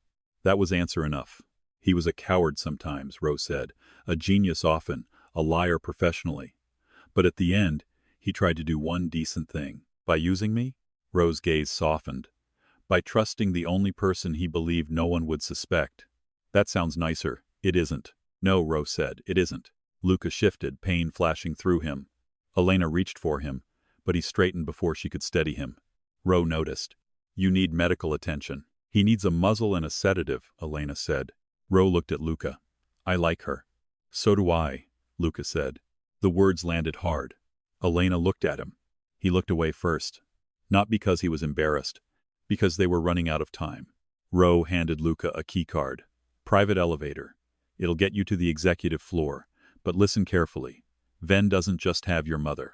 Elena went cold. What does that mean? Ro's jaw tightened. He has your father. For a moment, Elena did not breathe. The alarms faded. The corridor blurred. All she heard was the impossible sentence landing over and over in her mind. He has your father. No, she whispered. Luca went still beside her. Not surprised. Elena turned slowly toward him. He did not meet her eyes. The blood in her body seemed to freeze. You knew. Luca said nothing. That silence was a confession. Elena stepped back from him as if he had struck her. You knew my father was alive. His jaw tightened. I suspected. You knew. Elena. Don't. Her voice broke. Do not say my name like that. Ro looked between them, suddenly understanding she had just opened a wound at the worst possible moment. Elena's hands shook. All night she had carried grief like an old scar. Her father left. Her father ran. Her father used her. Her father vanished. But alive? Alive meant choice. Alive meant he had breathed somewhere in the same world while her mother forgot him, while Elena worked herself hollow, while debt collectors circled, while every birthday passed with an empty chair no one talked about anymore. Alive was worse than dead. Luca stepped toward her. She stepped back again. Why didn't you tell me? Because I wasn't sure. Liar. The word cut the air. Luca accepted it without flinching. That made her angrier. Say something, Elena demanded. Defend yourself. Give me one of your cold, honest answers. His face was pale, tight with pain. I wanted to tell you when I could protect you from what it would do. She laughed, but it came out broken. Protect me? You mean control when I broke? Luca's eyes darkened. He did not deny it. Elena shook her head slowly. God, you really don't know the difference. The words hit him. She saw it. This time he could not hide fast enough. For 1 second, Luca Moretti looked less like a king and more like a boy who had learned love only as possession because no one had ever given it to him any other way. Then the wall beside them exploded. Gunfire ripped through the corridor. Ro shoved Elena down. Luca fired back, but his knees buckled. Elena caught him before he hit the floor. His weight nearly dragged her down with him. Blood spread under his coat. Luca. He gritted his teeth, trying to rise. Move. No. You're bleeding too much. Elena. Shut up. She pressed both hands to his ribs, panic tearing through her anger. Ro fired down the hall. We need to go. Luca's eyes found Elena's face. Even through pain, they were focused on her. I should have told you, he said. The apology stunned her more than the gunfire. Luca Moretti did not sound like a man used to apologizing. Maybe that was why it hurt. Because it was real. Elena swallowed, tears burning behind her eyes. Yes, you should have. I'm sorry. Another shot, shattered glass above them. Ro shouted, emotional reconciliation later. Elena grabbed Luca's arm. Can you stand? For you? Do not turn blood loss into flirting. He exhaled something close to a laugh, then almost collapsed again. Together, she and Ro got him through the private elevator doors. Ro slammed the keycard against the panel. The doors closed just as bullets struck the metal. Inside, the elevator rose. Luca leaned against the wall, breathing hard. Elena knelt in front of him, pulling open his coat, pressing fresh gauze against the soaked bandage. Her hands moved automatically. Nurse hands. Steady hands. Even while her heart was cracking. My father is alive, she whispered. Luca looked down at her. Yes. The word hurt more because he finally gave it to her whole. Where has he been? Running. Hiding. Imprisoned. I don't know which anymore. And you looked for him? Yes. Why? Luca was silent. Elena looked up. Why? The elevator lights flickered red over his face. Because he saved my life once. She froze. Luca's gaze moved away, as if the memory itself was something he disliked showing. I was 19. My father had just died. The Moretti family was eating itself alive. Gabriel found a ledger that proved my uncle paid for the hit. Elena's breath caught. He gave it to me, Luca said. Not because he liked me. Not because he was loyal. Because he said sons deserved to know which ghosts were real. For the first time, Elena saw the shape of something beneath Luca's darkness.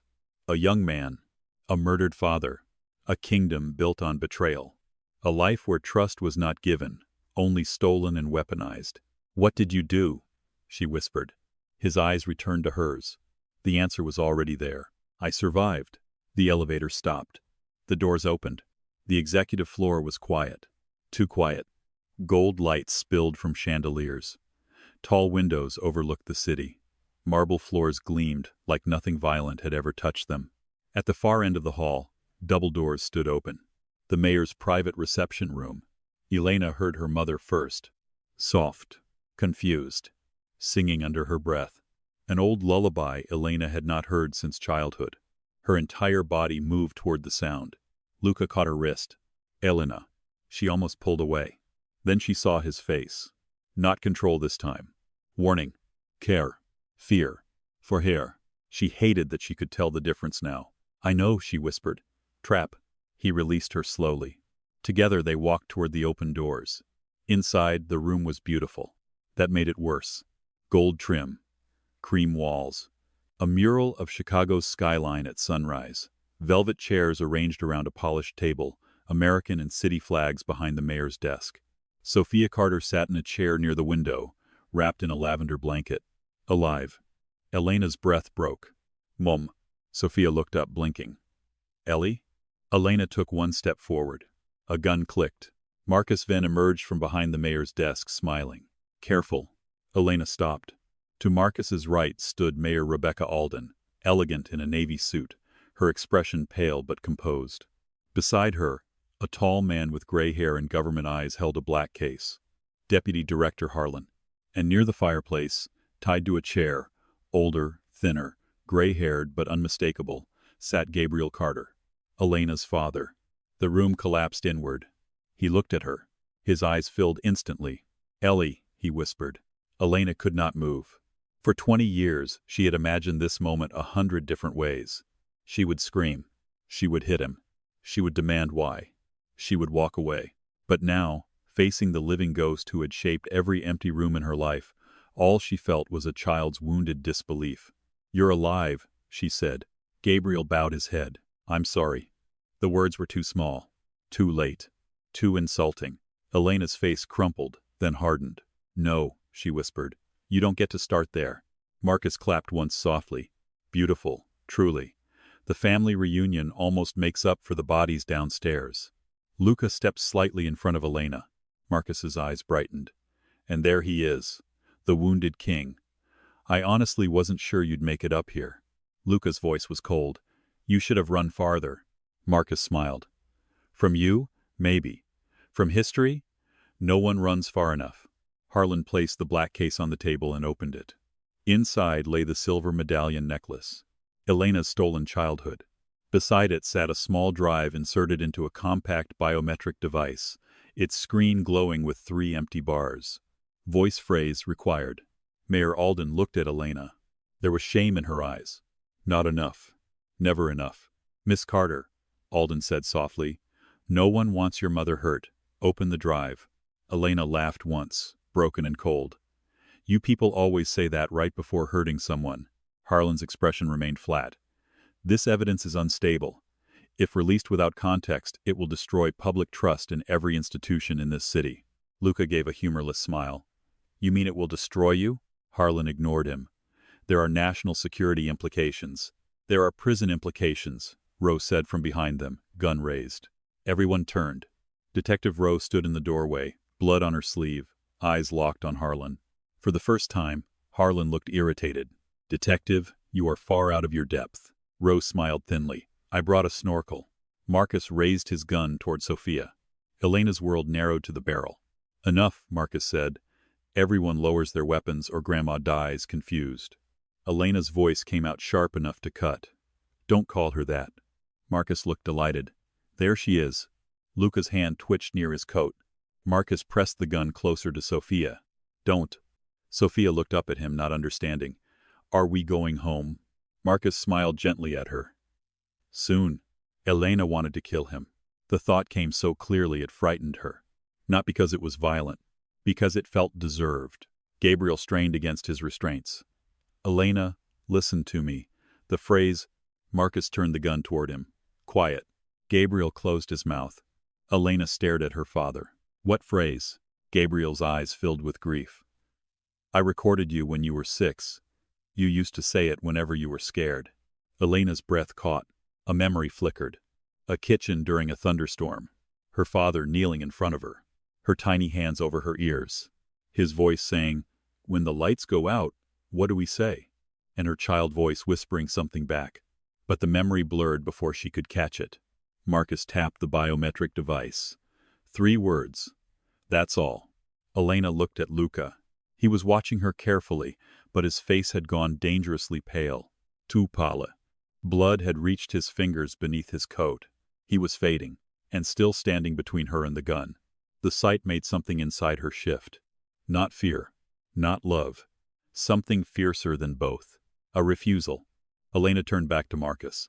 "You want me to open it?" "Yes." "Then let my mother go." Marcus laughed. "No." "Then shoot me."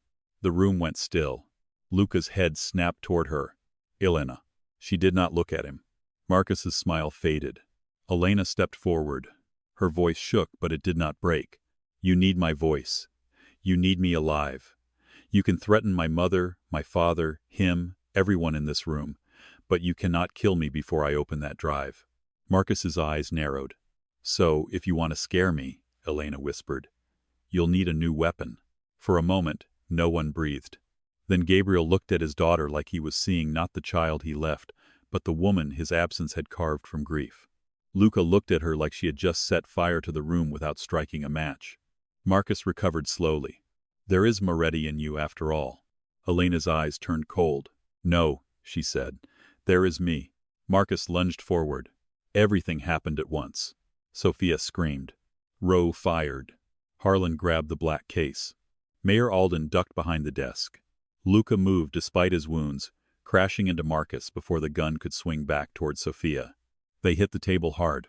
The biometric device skidded across the polished wood. The silver medallion flew off the edge. Elena dove for it. Harlan got there first. His hand closed around the drive. Gabriel shouted, "Elena, don't let them." A gunshot cracked. "Gabriel Yerket," Elena screamed. Her father slumped in the chair, blood spreading across his shirt. For one horrifying second, the room stopped. Then Sophia began crying, confused and terrified. "Elena?" she whimpered. "Ellie?" Elena stared at her father. 20 years gone. 1 minute returned. And now blood. Again. Something inside Elena broke differently this time. Not into fear. Into fire. She rose slowly, the silver medallion clutched in her hand. Luca had Marcus pinned against the table, one hand around his throat, but he looked toward Elena when she stood. Harlan was backing toward a side door with the drive. Rowe was down on one knee, reloading. Mayor Alden whispered, "This wasn't supposed to happen." Elena turned her head toward her. "No," she said quietly. "It was supposed to happen quietly." Alden flinched. Elena looked at Harlan. "Stop." He kept backing away. "I said stop." Harlan's face hardened. "You have no idea what you're holding." Elena looked down at the medallion. The childhood memory returned with brutal clarity. Thunder. Darkness. Her father's hands. "When the lights go out, Ellie, what do we say?" Her own small voice. "We make our own." 3 words. Elena's lips parted. Luca heard her inhale. His eyes widened slightly. Elena. She stepped toward the biometric device lying on the floor. Harlan realized too late. No. Elena grabbed the device, pressed the drive into place, and looked straight at Marcus Venn as Luca held him by the throat. Her voice was shaking, but loud enough, clear enough, old enough to carry every year they had stolen from her. "We make our own." The device flashed green. Unlocked. For half a second there was silence. Then every screen in the reception room came alive. The wall monitor. The mayor's tablet. Harlan's phone. The television above the fireplace. Files opened automatically. Names. Payments. Photos. Recordings. Judges. Officers. Campaign accounts. Federal case numbers. Moretti ledgers. Venn's network. Alden's signatures. Harlan's authorization codes.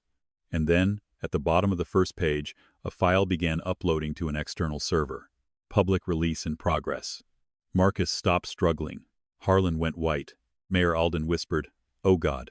Elena stared at the screen. The drive had not been built to be handed over. It had been built to detonate. Luca looked at Gabriel, bleeding in the chair. Gabriel lifted his head just enough to meet Elena's eyes. Tears slipped down his face. "I'm sorry," he whispered. This time, Elena believed he meant it. But belief did not heal anything. The upload bar reached 20%. Then 40. Then 70. Harlan raised his gun toward the device. Rowe fired first. He dropped. The upload hit 100. Outside the windows, the city began to scream. Phones rang all at once. Alarms erupted from the halls. Helicopters swung toward City Hall. News vans below surged with movement, as every newsroom in Chicago received the same forbidden truth at the same time. Marcus laughed once, breathless under Luca's hand. "You stupid girl," he rasped. "You didn't save the city." Elena turned to him. Marcus smiled through blood on his teeth. "You started a war." Luca tightened his grip until Marcus choked. But Elena stepped closer. Her face was pale. Her eyes were no longer prey. "Good," she said. Then the windows of the mayor's reception room exploded inward.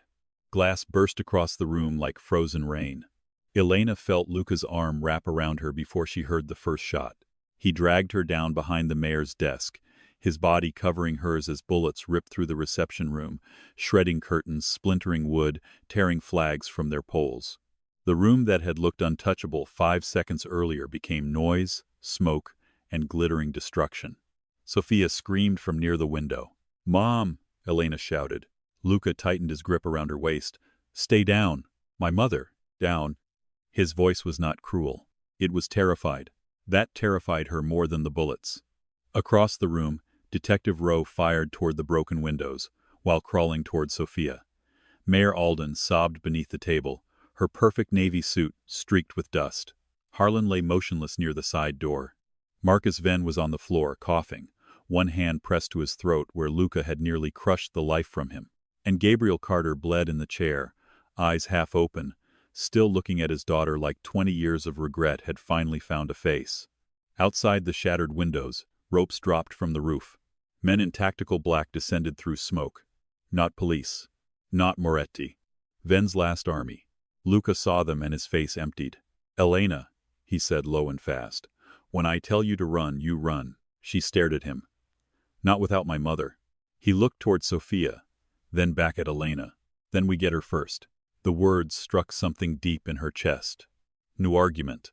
No ownership. No command disguised as protection. Just a choice made beside her. Luca rose on one knee and fired twice. 2 men dropped near the window before their boots touched the floor. The movement tore open his wound.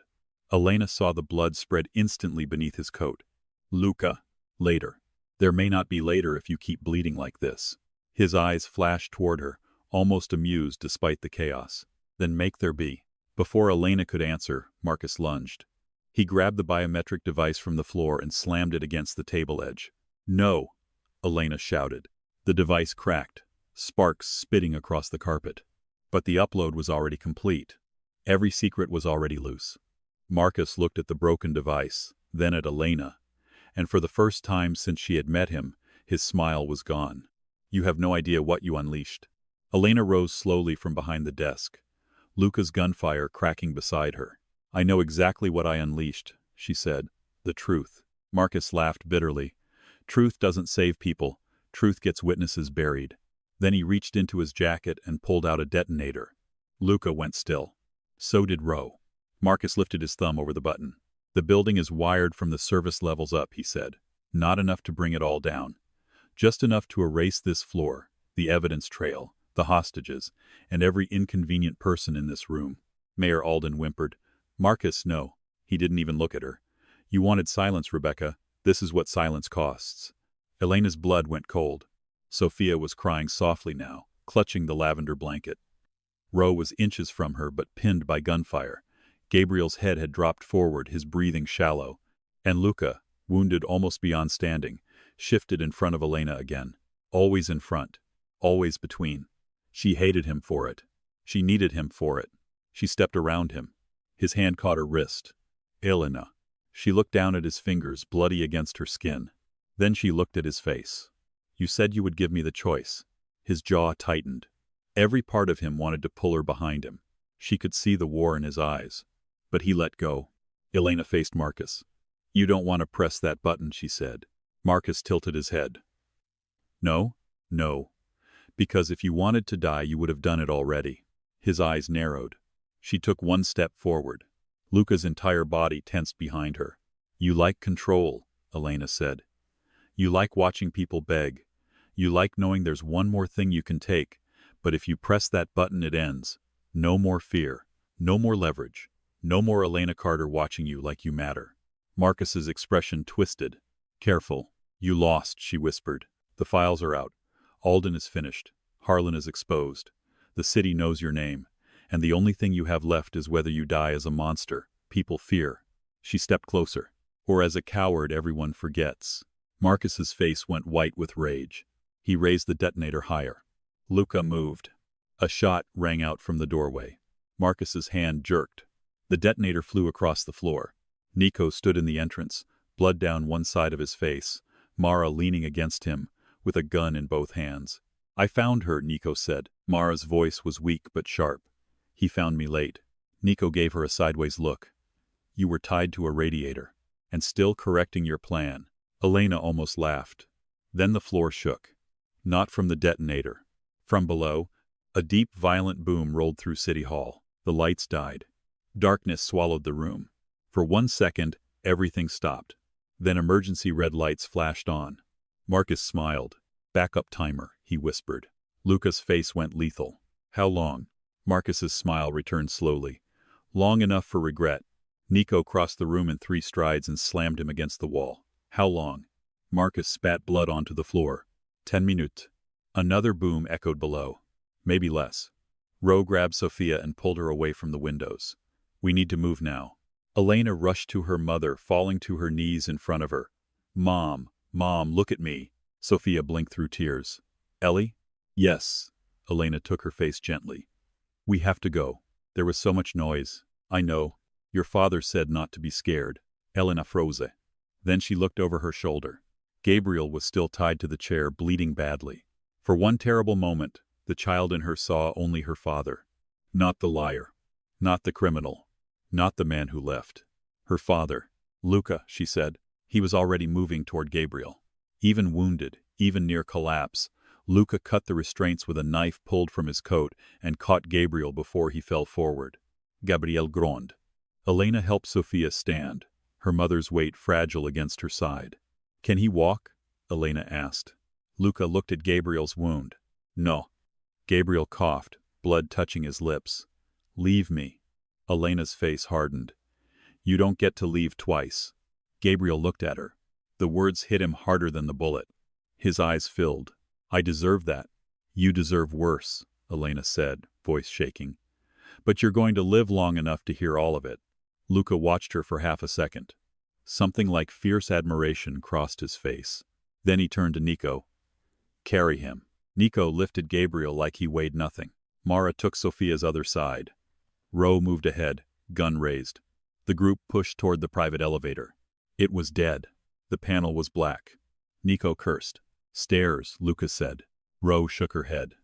Service stairs are probably where they planted charges. Then roof. Elena looked at him. Roof. Luca's breathing was ragged. Helicopter. You have a helicopter? He glanced at her. I'm a criminal. That is not comforting. It's useful. They moved through the executive hallway under flashing red lights. Smoke seeped from vents. Alarms screamed. Sprinklers burst overhead, soaking them in cold water. Elena held her mother tightly, whispering, One step, Mom. Just one more. Behind them, Marcus laughed. Nico had left him zip-tied to a radiator pipe in the reception room. "Moretti," Marcus shouted through the smoke. "You can't save her from what comes next." Luca did not turn. But Elena did. Through the flashing lights, Marcus looked almost ghost-like, his face streaked with blood and rainwater from the shattered windows. He smiled at her. "The city will blame you, Elena. When powerful men fall, they bury the woman standing closest to the fire." Elena stared at him. Then she said, "Then I'll learn to burn louder." Luca stopped walking for half a beat. Marcus's smile faded. Then the ceiling above the reception room cracked. Nico pulled Elena forward. "Move." They ran. The stairwell to the roof was narrow, concrete, and filling with smoke. Luca went last, despite Elena's protests, gun in one hand, other pressed to his side.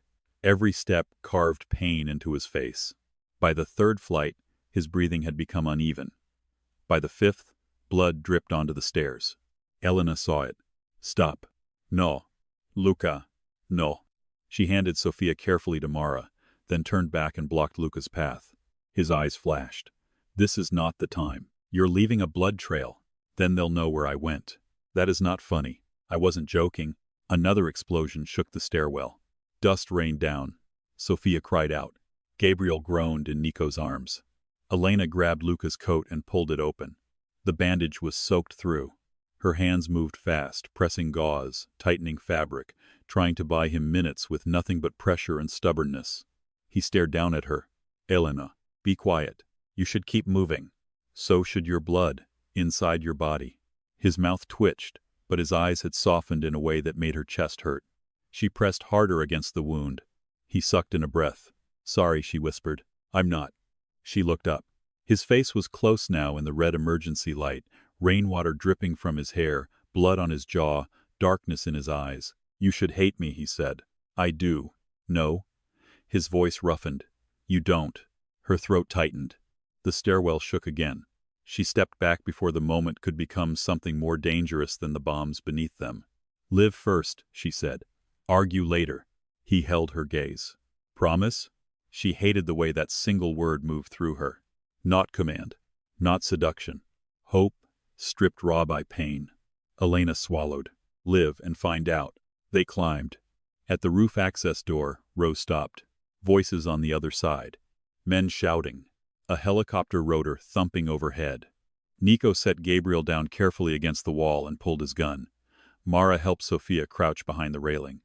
Luca moved to the door despite Elena grabbing his sleeve. Rose whispered, "At least 6. Luca nodded. Nico said, "I go first." "No," Luca said. Nico turned. "Boss, you have Gabriel." Nico's jaw tightened. "I am not carrying the man who got us into this while you bleed out in a stairwell." Gabriel opened one eye. "Fair." Elena almost snapped at all of them. Then Sophia began humming the lullaby again, shaking so hard the blanket slipped from her shoulders. Elena knelt beside her. "Mom, I need you to stay with me." Sophia looked at her, suddenly clear. Terribly clear. "Elena," she whispered. "Your father came back?" Elena froze. "Yes."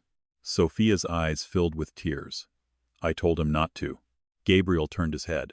Pain changed his face. "Sophia." She looked at him across the stairwell. For one impossible moment, her memory returned. Not fully. Not safely. But enough. "You promised," she whispered. Gabriel's face broke. "I know. You promised she wouldn't suffer for us." Elena's heart stopped. "For us. Not for me. For us." She turned slowly to her mother. "What do you mean?" Sophia blinked, the clarity already flickering. "We make our own," she murmured. Then she was gone again, eyes clouding, fingers twisting in the blanket. Elena looked at Gabriel. Even bleeding, even pale, he looked afraid of the question in her eyes. "What did she mean?" Elena whispered. Gabriel closed his eyes. "Your mother knew," Luca said quietly. Elena turned to him. Luca's face was grim. "She knew about the drive?" Elena asked. Gabriel opened his eyes. "She helped build the lock." The words landed like another explosion. Elena took a step back. "My mother?" Gabriel's voice was weak. "Sophia was never just my wife. She was a codebreaker. Before she got sick, she could break encryption faster than anyone I ever met." Elena looked at her mother, fragile and confused beneath a lavender blanket. The woman who forgot her daughter's name had once built the lock that could bring a city to its knees. Elena's grief twisted into something vast and unbearable. "How much of my life was real?" she whispered. Gabriel's eyes filled. "You were." Before she could answer, bullets tore through the roof door. Everyone dropped. Roe fired back through the metal. Luca kicked the door open and moved like violence given human shape. The roof exploded into chaos. Cold wind hit Elena's face. Smoke rolled across the rooftop. The helicopter hovered 20 yards away, its spotlight cutting through gray morning haze. Men in tactical gear stood between them and the landing pad. Luca fired. Nico fired. Roe fired. Mara dragged Sofia behind an air conditioning unit. Elena pulled Gabriel by the collar with strength she did not know she had, screaming over the rotor noise. "Move." He tried to help. One hand pressed to his wound. "I'm sorry," he gasped. "Save it. I loved you. Save that too." A man rushed from the left. Elena saw him before anyone else did. He aimed at Luca's back. Something inside her reacted faster than thought. She grabbed Roe's fallen spare gun from the wet concrete, lifted it with both hands, and fired. The shot missed his chest but hit his shoulder. The man spun and dropped his weapon. Elena froze. The gun shook in her hands. Luca turned. His eyes found her. Not horrified. Not angry. Proud. Protective. Afraid. She hated how much she needed all three. Another explosion erupted below. The roof cracked under their feet. The helicopter pilot shouted from the open door, waving them forward. "Now," Nico roared. Mara got Sofia into the helicopter first. Then Gabriel. Roe climbed in, still firing. Nico covered them. Elena turned back. Luca was still 10 feet away, standing between the helicopter and the last wave of Ven's men. Blood ran from beneath his coat onto the rooftop. "Luca," she screamed. He shot one man, then another. The slide locked back. Empty. A man emerged from the smoke behind him with a knife. Elena screamed his name. Luca turned too slowly. The man lunged. Nico fired from the helicopter. The attacker dropped. But the delay cost them. The roof behind Luca collapsed inward with a deafening crack. Concrete split open. Luca stumbled. Elena jumped from the helicopter doorway before anyone could stop her. Nico shouted, "Elena!" She ran across the shaking roof, wind and smoke tearing at her coat. Luca was on one knee near the widening crack, one hand braced against the concrete, his face gray with pain. "You idiot," he rasped when he saw her. She grabbed his arm. "You first. Go." "No. Elena." I said no. The crack widened beneath them. The helicopter lifted slightly, struggling against the wind. Nico leaned out, arm extended. "Move." Elena wrapped Luca's arm around her shoulders and forced him up. He nearly collapsed. She screamed from the effort, from fear, from fury, from everything this night had taken, and everything it still wanted. "Walk," she shouted at him. "You said you'd crawl, so walk." Luca looked at her. Through smoke, blood, and falling stone, he smiled faintly. "As you command." They moved. 5 steps. 4. 3. The roof behind them gave way. Luca shoved Elena forward with the last of his strength. She hit the helicopter skid. Nico grabbed her, but Luca fell back. For one impossible second, Elena saw him slipping toward the broken roof edge. "No." She lunged, catching his wrist with both hands. His weight nearly pulled her out. Nico grabbed her waist. Roe grabbed Nico. Mara screamed. Sofia cried Elena's name. Below Luca, smoke and fire opened through the shattered heart of City Hall. He looked up at Elena, hanging from her grip, blood streaking his face, eyes fixed on hers with terrible calm. "Elena," he said, barely audible over the rotor. "Don't you dare," she sobbed. His mouth curved with heartbreaking softness. "You saved me once." Her fingers slipped on his blood. She tightened her grip until pain shot through her arms. "Then let me do it again." For the first time since she had met him, Luca Moretti looked afraid. Not of dying. Of being saved. Elena screamed with everything in her body and pulled. Nico hauled her back. Together, they dragged Luca into the helicopter as the roof collapsed beneath them. The aircraft lurched upward. City Hall fell away below. Smoke rose from broken windows. Sirens screamed from every direction. News helicopters circled like vultures. On every screen in the city, names and files and recordings continued spilling into the world. Chicago was burning without flames. Elena fell onto the helicopter floor beside Luca. He was barely conscious. His head turned toward her. "You came back," he whispered. She pressed both hands to his bleeding wound, tears falling onto his black coat. "You're very hard to get rid of." His eyes softened, then rolled shut. "Luca?" No answer. The monitor, clipped to his fingers, screamed weakly. Elena bent over him, hands slick with blood, terror ripping through her chest. "No," she whispered. "No, no, no. You do not get to drag me into hell and leave me there alone." Nico shouted for the pilot to head to the safe surgical site. Ro pressed gauze into Elena's hands. Mara held Sophia as she cried. Gabriel watched from the bench, pale with guilt, blood, and the unbearable knowledge that his daughter was now fighting for the life of the kind of man he had spent years running from. Elena leaned close to Luca's face. "Listen to me," she said, voice breaking. "You told me to stay angry. Fine. I'm angry. I'm furious. So if you die, I swear I will never forgive you." His lashes did not move. The helicopter cut through smoke and morning light. Below them, the city roared as the truth hit every phone, every newsroom, every office, every dirty badge, every locked door. The war had begun. And Elena Carter, still pressing her hands over Luca Moretti's heart, realized with horror that she was no longer being dragged into his world. She was choosing to stay. The helicopter landed on a private rooftop surgical center that officially did not exist. No sign marked the building. No ambulance waited. No police escorted them in. Only men in black coats, a trauma team already scrubbed, and a steel door sliding open before the helicopter blades had fully slowed. Elena stayed on her knees over Luca as they pulled the stretcher beneath him. Her hands were buried in blood. His blood. Again. "Move him now," someone shouted. A doctor she didn't recognize tried to push her aside. Elena shoved back. "He's hypotensive, bleeding through the right side, possible reopened repair. He lost consciousness 3 minutes ago."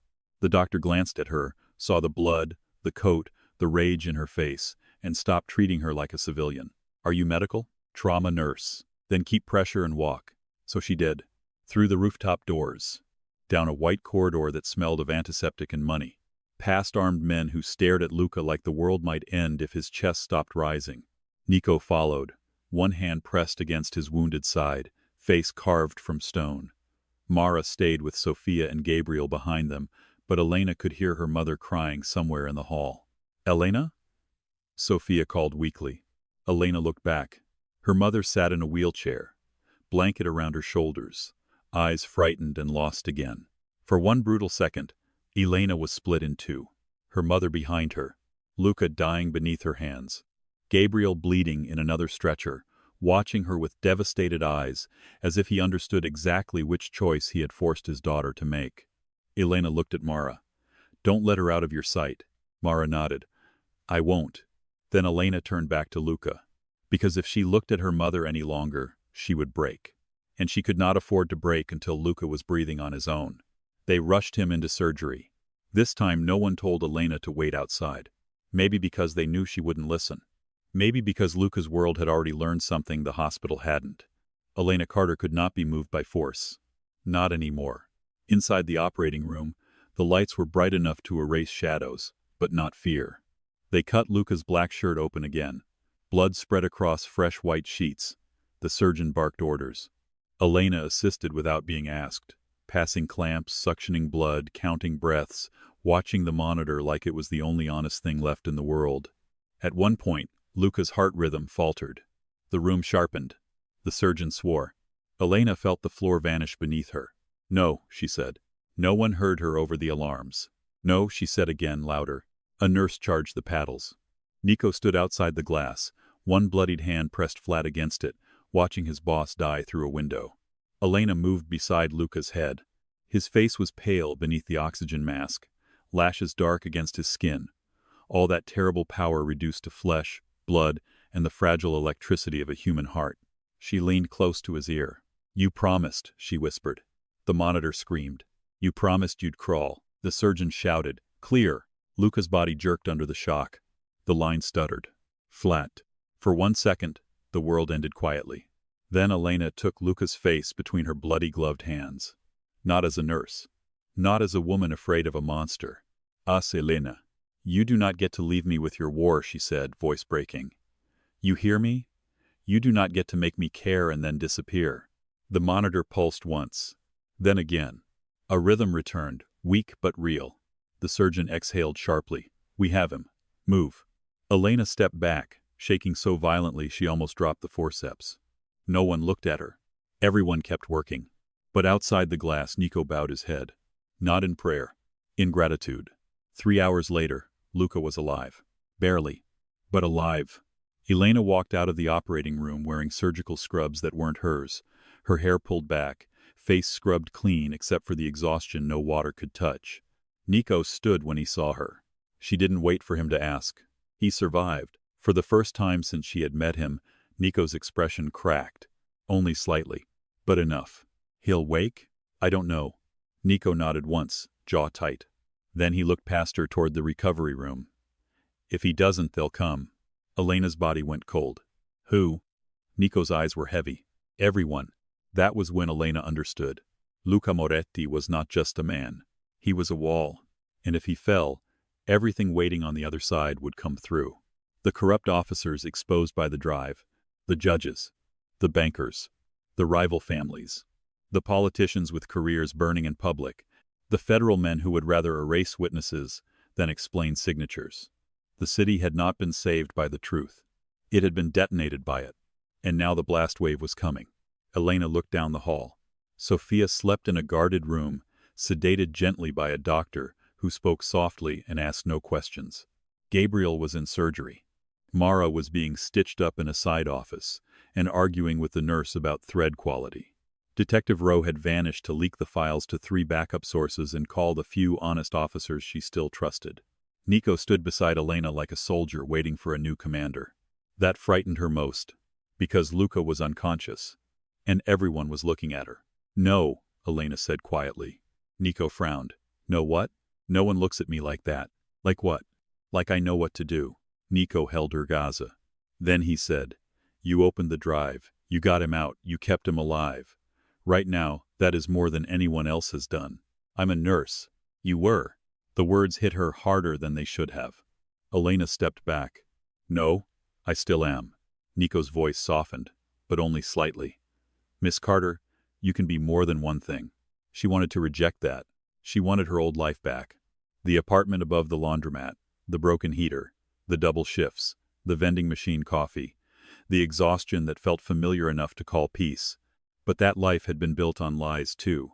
Her father's absence, her mother's silence, Trevor's threats, the belief that being alone made her invisible. Elena had been prey for years. She simply hadn't known the hunt had already begun. A phone rang on the table beside them. Nico looked at the screen. His face hardened. Unknown secure line. Elena knew before he answered. Marcus. Nico picked up and put it on speaker. For a moment, only static. Then Marcus Venn laughed. Weakly, but alive. Elena's stomach turned. I have to admit, Marcus said, that rooftop escape was dramatic. Very American. Explosions, helicopters, emotionally damaged criminals. Beautiful work. Nico's hand tightened around the phone. Elena stepped closer. Where are you? Marcus smiled through his voice. Recovering. Like your boyfriend, I assume. He's not my boyfriend. No, he's much worse. He's the first man who made you feel protected without asking whether you wanted the cage. Elena went still. Marcus continued. Softer now. You think the files made you powerful. They didn't. They made you radioactive. Everyone whose name is in that drive will want one of 3 things. To use you, to silence you, or to own the story before you do. Elena's voice was cold. Is this supposed to scare me? Yes. It doesn't. A pause. Then Marcus laughed again. There she is. I told Luca you were wasted in scrubs. Elena's fingers curled. Nico moved as if to end the call. She stopped him with one raised hand. Marcus went on. Here's what happens next. The mayor will deny. Harlan's people will classify. The police will fracture. The Moretti enemies will circle. And your precious Luca, if he wakes up, will be too weak to stop the first wave. What do you want? Still asking the nurse questions. Good. Keep that heart alive. Elena, Nico warned quietly, but she ignored him. Marcus's voice lowered. I want you to understand that Luca's protection fantasy ends here. He can bleed for you. He can kill for you. He can burn a city block for you. But he cannot save you from becoming what survival requires. Elena looked through the glass into Luca's recovery room. He lay still beneath pale sheets, machines breathing rhythm around him.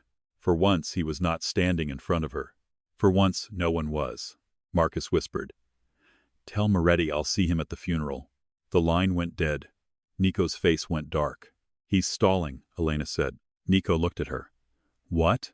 She turned from the glass. Her mind had gone strangely clear. Too clear. Marcus doesn't call just to threaten. He calls to control emotion. If he wants us scared, it means he needs us distracted. Nico stared at her. Elena continued, faster now. "He said first wave, funeral, too weak to stop it. He wants us focused on Luca's condition." Nico's phone buzzed again. A message from one of his men. His expression changed. Elena's stomach tightened. "What?" 3 Moretti warehouses just got hit. Another phone rang. Then another. Men began moving in the corridor. Low voices sharpened into alarm. Nico listened to one call, then another. 2 safe houses compromised. Cars burning in Bridgeport. Shots fired outside one of our clubs. Elena looked back at Luca, unconscious, unprotected from every war wearing his name. Nico spoke into the phone. "Hold positions. Do not retaliate until I give." Elena turned. "No." Nico paused. She stepped toward him. "That's what Marcus wants. He wants Luca's men to retaliate blindly. He wants street war on camera. Then every headline becomes Moretti violence, not government corruption." Nico stared at her. The corridor had gone quiet. Too quiet. Every man within earshot was listening. Elena could feel the old version of herself trembling somewhere inside. The nurse who apologized when people bumped into her. The daughter who paid bills quietly. The woman who walked home with keys between her fingers. But another Elena stood over her now, blood-stained, terrified, awake. "Nico," she said, voice steadying, "can you contact every Moretti crew?" His eyes narrowed slightly. "Yes. Tell them defensive positions only. No public shootings. No revenge hits. Protect civilians around Moretti locations. Evacuate anyone not on every attacker's face plate weapon direction." Nico did not move. Elena held his casa. "If they want Luca to look like the monster, don't give them the picture." Silence. Then Mara's voice came from the hallway. "She's right." Mara leaned against the wall, one arm bandaged, face pale but sharp. "Ven's strategy has always been narrative control. Create chaos, assign blame, bury motive." Nico looked from Mara to Elena. Then he lifted his phone. "You heard her," he said. The corridor came alive. Orders moved outward like electricity. Defend. Record. Evacuate. No retaliation. No civilian casualties. No headlines they could weaponize. Elena stood in the middle of Luca Moretti's world and gave orders men obeyed. The realization should have horrified her. It did. But beneath the horror was something she had not felt in years. Control. Not over others. Over herself. Hours passed in pieces. Gabriel survived surgery. Sophia woke once and asked for tea. Mara began building a media leak chain from a hospital bed, muttering insults at encrypted servers. Rowe sent word that the files had reached national reporters, independent journalists, and 3 foreign outlets. Mayor Alden had been taken into federal protective custody, though no one trusted the word protective. Deputy Director Harlan was dead. Marcus had vanished. And Lucas still did not wake. By evening, the sky outside the surgical center turned copper and gray. Elena sat beside Luca's bed, one hand wrapped around a paper cup of coffee gone cold. She had not slept. Could not. His face looked different in stillness. Younger, somehow. The sharpness remained, but without his gaze forcing the world to kneel, the exhaustion beneath it showed. The bruises, the faint lines of old violence, the scar on his wrist she had noticed before. Elena looked at it again. This time, she touched it lightly. His fingers moved. She froze. "Luca?" His eyes opened slowly. Dark. Unfocused. Then they found her. The room seemed to inhale. "Elena, raspid." She stood so fast the chair scraped backward. "Don't move." His eyes shifted around the room. "Where?" "Secure surgical center. You nearly died again." "Again?" "Yes, again. You collect near-death experiences like trophies." His mouth barely curved. Then his gaze sharpened. "Your mother?" "Safe." "Gabriel?" Alive. A flicker crossed his face at the name. Relief, maybe. Regret. Then he tried to sit up. Elena put one hand on his shoulder. Absolutely not. He stopped. Not because she was strong enough to stop him. Because he chose to. That mattered more than she wanted it to. What happened? He asked. Elena hesitated. Nico stepped in from the doorway. She held the line. Luca's eyes moved to him. Nico continued. Ven hit 3 warehouses, 2 houses, 1 club. She stopped retaliation, kept the crews defensive, saved us from a public relations execution. Luca looked back at Elena. His expression was unreadable. She folded her arms. Don't look at me like that. Like what? Like I did something impressive. You did. I did what made sense. That's rare in war. She looked away. Luca's voice lowered. Thank you. Elena's throat tightened. Simple words. But from him they felt heavy. Nico left quietly. The room settled into a silence, too intimate for safety. Luca watched her, his face pale against the pillow. Marcus? Alive. His eyes darkened. He called. Luca went still. What did he say? That you couldn't save me from becoming what survival requires. Something lethal moved through Luca's expression. Elena stepped closer before he could turn that rage outward. He's wrong. Luca studied her. Is he? Yes. Her voice shook, but only slightly. Survival doesn't get to decide what I become. Neither does Marcus. Neither does my father. Neither do you. Luca's Haza held hers. For once, he said nothing. So Elena continued. I'm not prey. I'm not evidence. I'm not leverage. I'm not your weakness. His eyes changed at that. Fine. Possession. Something close to fear. No, he said quietly. You're not. I need you to understand that. I do. Do you? His jaw tightened. Then slowly, painfully, Luca lifted his hand from the sheet and opened his fingers. Not reaching for her. Offering. Leaving the choice with her. Elena looked at his hand. This man had dragged her into darkness. Saved her mother. Lied to her. Bled for her. Controlled rooms with silence. Learned inch by inch. To let her stand beside him instead of behind him. She should have walked away. Maybe someday she would. But tonight, the city outside was burning with truth. Marcus was still alive. Her mother was safe for 1 more hour. Her father was breathing behind guarded doors. And Elena was so tired of being alone she could barely stand under the weight of it. She placed her hand in his. Luca's fingers closed gently around hers. Not a cage. A question. Elena sat beside him. For the record, she said, voice quiet. I'm still angry. His thumb moved once over her knuckles. Good. She looked at him. He looked back. No smile. No softness easy enough to trust. But there, beneath the danger, was something rawer. A man who did not know how to love without protecting. A woman who did not know how to be protected without fearing the cost. And between them, a city full of enemies, learning that Elena Carter was no longer the girl hidden inside a secret. She was the woman who had opened it. By midnight, the first arrests began. A judge tried to flee through a private airport. A police commander shot himself in his office. 2 councilmen resigned before reporters reached their doors. Mayor Alden's campaign treasurer vanished. Federal agents raided their own field office and found half the evidence rooms empty. Chicago shook. Not from bombs this time. From exposure. And inside the surgical center, Elena stood behind a glass wall watching live news footage spread across every screen. Her name appeared for the first time. Elena Carter, daughter of whistleblower, linked to historic corruption leak. She stared at it. Her stomach turned. Nico stood beside her. We can suppress your name from some channels. No. He looked at her. Elena's face hardened. No more hiding. Mara smiled faintly from a wheelchair. That's going to make them panic. Good, Elena said. Then she walked into the press room they had built in under an hour. Not a real press room. A converted conference space with 1 camera, 1 table, 1 neutral wall, and enough encrypted feeds to reach every major outlet before anyone could stop it. Detective Rose stood near the door. Gabriel sat in a wheelchair beside Sophia, pale and broken, unable to meet Elena's eyes. Sophia looked confused but calm, holding a cup of tea in both hands. Luca had insisted on coming.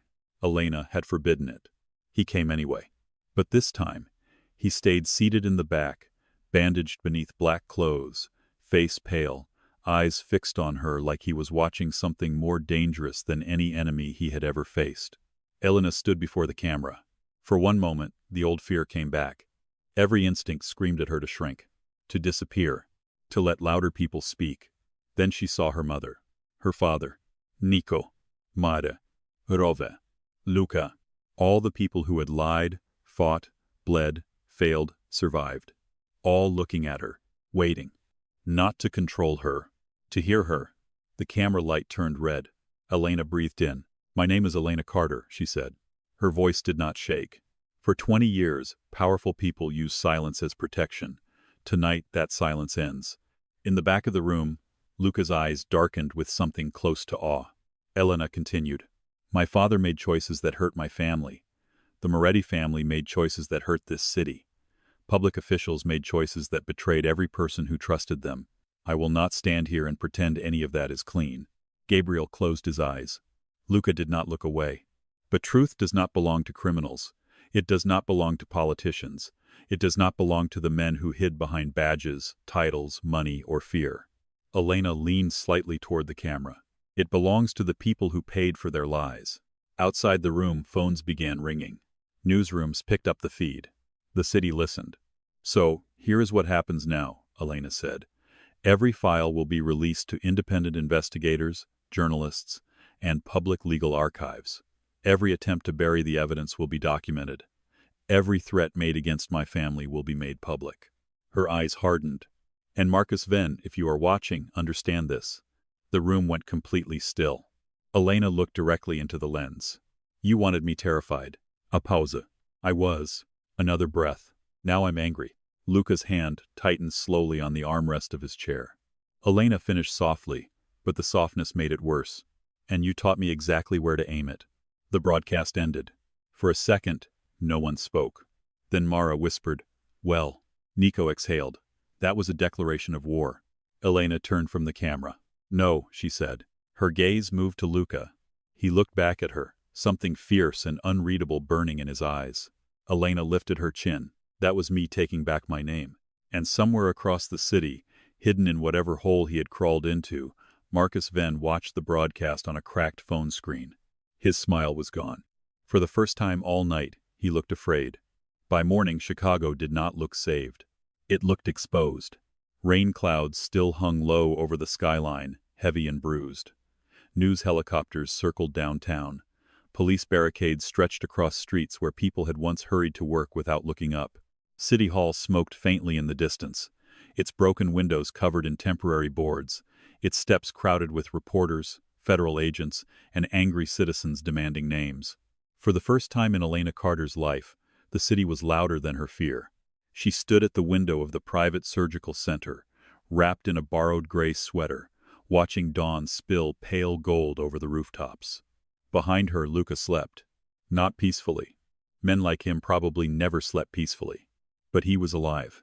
The machines beside his bed whispered steady rhythms. His face was still too pale, his body stitched and bandaged beneath the sheets, but the terrifying stillness from the helicopter was gone. His chest rose and fell on its own. That was enough. For now. Elena touched the old silver medallion hanging from her neck. Mara had repaired the chain. The drive was gone, its secrets scattered across the world, but the pendant remained. Smaller than the damage it had caused. Lighter than the years it had stolen. A soft knock came at the door. Gabriel Carter stood in the hallway, leaning on a cane he had no right to need after only one night and every right to need after 20 years. He looked older in daylight. Less like a ghost. More like a man. That made it harder. "Elena," he said quietly, "can I come in?" She looked at him for a long moment, then stepped into the hallway and closed Luca's door behind her. Gabriel's eyes lowered, accepting the boundary. Good. He had a lot to learn about boundaries. Sophia slept in the room across the hall, guarded but comfortable, wrapped in her lavender blanket. She had woken once before sunrise and called Elena by name, only once. But it had been enough to make Elena sit beside her bed and cry silently into her hands. Gabriel followed Elena's gaze. "She always remembered you," he said. Even when she didn't know how to say it. Elena's throat tightened. "Don't make this beautiful." He flinched. She was glad. Some truths deserve to bruise. "I won't," he whispered. They stood in silence beneath the soft hum of hospital lights. Finally, Gabriel said, "I thought leaving would protect you." Elena let out a tired laugh. "Everyone keeps saying that like protection and abandonment are cousins." His face broke. "I was wrong. Yes," she said. No shouting. No collapse. Just yes. And somehow that was worse than screaming. Gabriel nodded, tears gathering in his eyes. "I don't expect forgiveness." "Good." He looked at her then, really looked at her, as if seeing the woman his absence had created. "I'm proud of you," he said. Elena's chest tightened painfully. For a second she was 6 years old again, waiting at the kitchen table, hoping her father would notice the drawing she made. Then she let that little girl breathe, and let her go. "You don't get to be proud yet," Elena said. "You get to be honest. For once." Gabriel bowed his head. "Then I'll start there." He turned and walked slowly back toward Sophia's room. Elena watched him go. She did not forgive him. Not today. But she did not feel like the empty chair belonged inside her anymore. When she returned to Luca's room, his eyes were open. Of course they were. "You heard," she said. "Yes. You were pretending to sleep? I was respecting your privacy." "That sounds suspiciously like pretending to sleep." His mouth curved faintly. The expression was weak but real. Elena walked to his bedside and checked the monitor automatically. Luca watched her hands. "You gave a press statement that made half the city afraid of you," he said. "I learned from emotionally unstable men. Effective teachers. Terrible influence." His gaze warmed slightly. Elena sat beside him, suddenly exhausted beyond words. For a while neither spoke. Outside, Chicago screamed, confessed, denied, collapsed, rebuilt. The world did what the world always did after truth arrived. It panicked. But in that room, there was only quiet. Luca's hand moved slowly across the sheet. He did not grab her wrist. Did not command. Did not pull. He simply opened his palm. Elena looked at it. Then at him. "You still scare me," she said. "I know. I don't trust you completely. You shouldn't. I'm not yours." His eyes held hers, dark and steady. "No," he said quietly. "You're not." That answer did something dangerous to her heart. Elena placed her hand in his. His fingers closed gently. Not possession. Not a cage. A choice held carefully between them. After everything, that felt more intimate than any confession. Luca's voice was rough. "What happens now?" Elena looked toward the window, where dawn finally broke cleanly through the clouds. The city was still burning. Her mother was still sick. Her father was still a wound. Marcus Vin was still out there somewhere, afraid now but not finished. And Luca Moretti was still the most dangerous man she had ever touched. Elena squeezed his hand once. "Now," she said, "we make our own." Luca's eyes softened. For the first time since the ambulance doors had burst open and dragged her life into blood and rain, Elena did not feel like she was waiting to be saved. She felt like she had survived the fire. And whatever came next, she would not walk into it terrified. She would walk in awake.